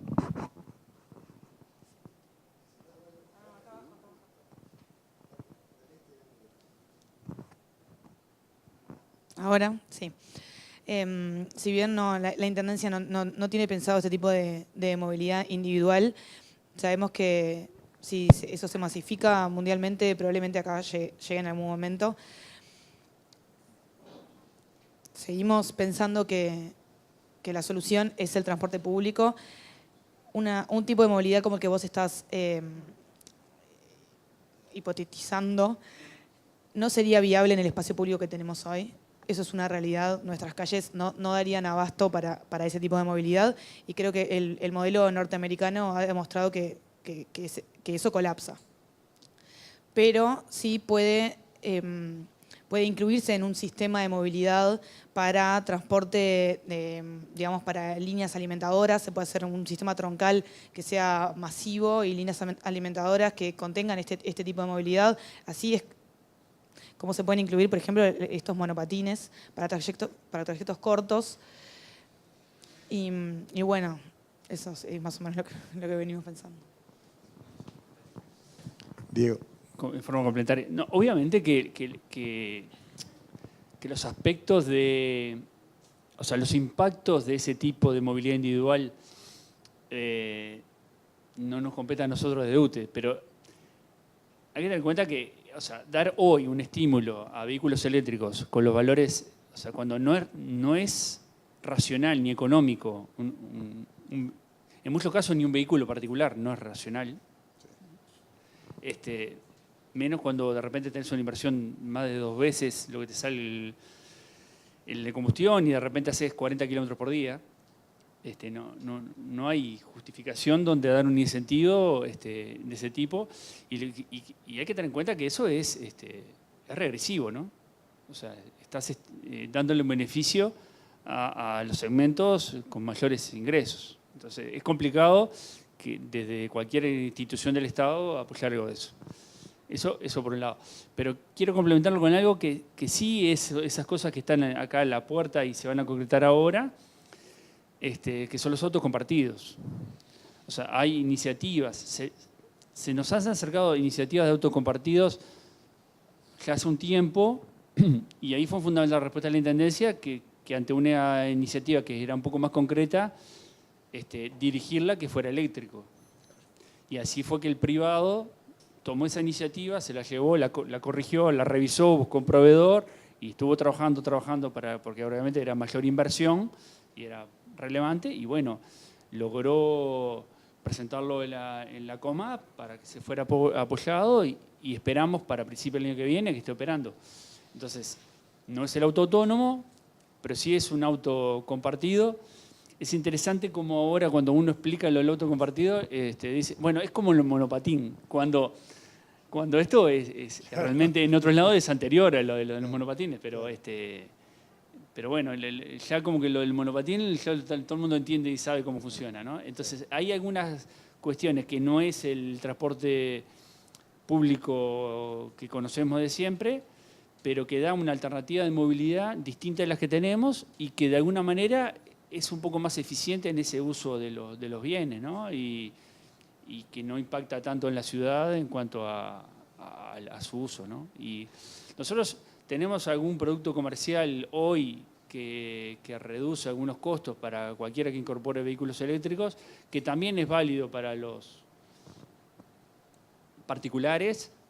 No es demasiado relevante, dadas las condiciones de mercado, cuando uno hace pocos kilómetros, ¿no? Y nosotros realmente lo que vamos a seguir tratando de apoyar son todas las iniciativas de transporte colectivo, que es y de flotas, ¿no? Y las flotas que hay mucho tema de reparto de mercancías. Un poco para Pedro y un poco para Fernando. Esa esquina donde confluyen movilidad eléctrica y sistemas inteligentes, bueno, de ordenamiento, de flujos de tránsito y demás, ¿qué potencialidades tenemos en Uruguay en cuanto a aplicación y a diseño de modelos? Porque me parece que ahí es un poco donde se juega el éxito de esto, ¿no? Sin duda, un poco lo que comentaba antes. Los sistemas de ITS, transporte inteligente, realmente, si se quiere, son como el embrión de lo que después fue la Smart City, digamos, ¿no? De hecho, todavía en Smart Cities la vertical transporte y transporte inteligente es la que más manda, digamos, y la que más utiliza temáticas. Hay un gran tema que es la movilidad basada en datos, digamos, que bueno, está desde el ejemplo obvio de Uber hasta muchos más ejemplos, que son temáticas que ya están acá y que hay cada vez más desarrollo, ¿no? Hay temáticas vinculadas a infraestructura inteligente, vinculada a autos con cierto grado de autonomía o transporte público o flotas o camiones, digamos, con cierto grado. No es necesario pensar en el auto autónomo, digamos, que vemos de Tesla o de otros fabricantes, sino que hay algunos grados de autonomía que son muy interesantes y muy eficaces que se pueden aplicar perfectamente en Uruguay. Y que no hay duda que conviven y que tienen puntos de encuentro con la movilidad eléctrica, es clarísimo. Entonces, una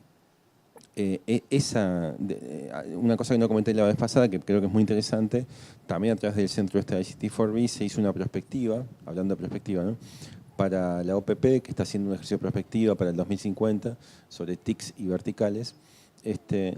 Y nosotros fuimos los encargados de hacer el sector transporte, ¿no? Y los tres puntos que salieron para hacer el escenario ideal y meta, digamos, en perspectiva, fueron interesantes, ¿no? Movilidad eléctrica, sin duda, autónoma y movilidad basada en datos. Y los tres, obviamente, con interrelaciones enormes. Y ahí surgieron muchas ideas, muchas en escenario meta son muy interesantes. Los invito a todos a que prontamente en OPP va a estar ese estudio, digamos, disponible. Y es indispensable, digamos. Entonces, lo interesante que quiero hacer notar también es que tenemos aquí capacidades digamos, en las tres ramas, digamos, ¿no? Y en movilidad basada en datos tenemos capacidades, tenemos capacidades en ITS, tenemos capacidades en movilidad eléctrica, tenemos capacidades, quizás sean un poco mucho más primarias y ahí que en la parte autónoma, pero podemos sacarla. Y todo eso es un gran combo, ¿no? Yo creo que tendríamos que cada vez más, pienso yo, tratarlos como algo que se potencie en sí mismo, ¿no? Porque hay sinergias obvias y tiene que haberla. Entonces, el desarrollo de algoritmia, de Big Data, del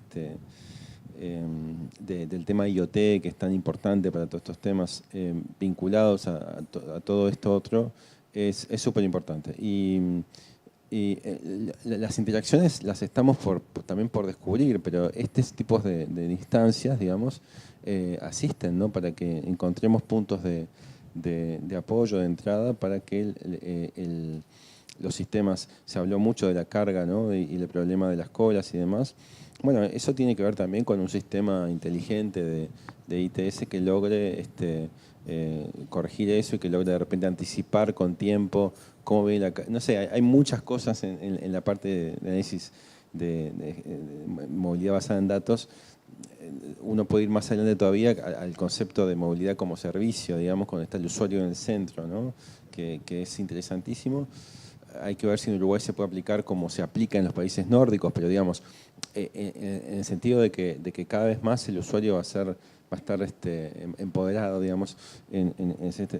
Todo eso estamos por hacer las sinergias, pero este tipo de instancias pueden disparar encuentros para sinergizarlas. Para terminar, me voy a tomar una libertad, Fernando, recordaba recién un libro de ciencia ficción que leí hace un tiempo, no era 20.000 leguas de viaje submarino, que decía que el potencial máximo de una civilización estaba limitado por la cantidad de energía de la que disponía. Estamos en condiciones, tenemos un hermoso potencial de renovables. Uruguay se sorprendió a sí mismo un día, miró para arriba y vio una generación maravillosa que incluso hoy supera lo que necesitamos, pero todavía sabemos que se puede multiplicar. Ahí hay un potencial. Tenemos recursos humanos, capacidad, ideas para que esa energía que tenemos y que vamos a tener sea administrada como motor de ese desarrollo que está ahí asomando.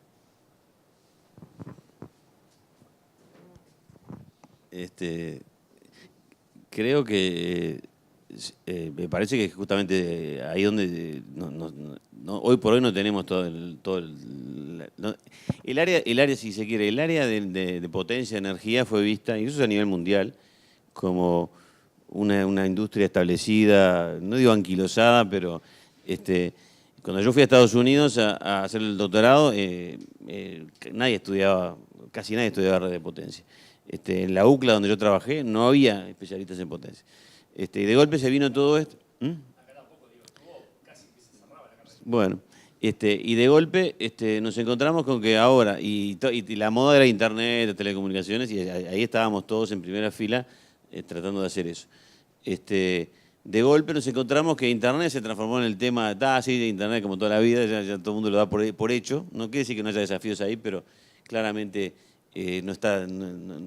Y de golpe todo esto se vino y todo el mundo desesperado tratando de crear carreras, formar, bueno, y estamos en eso. Así que creo que hay mucho todavía por... vamos a necesitar mucha gente y cuanto más se distribuya, un poco lo que yo decía antes, cuanto más proyectos, no lo haga todo UTE, sino que lo hagan distintos agentes, bueno, va a necesitar ingenieros que lo hagan eso. Entonces va a haber mucha demanda de gente que sepa este tema. Sí, hoy por hoy no estamos ahí todavía.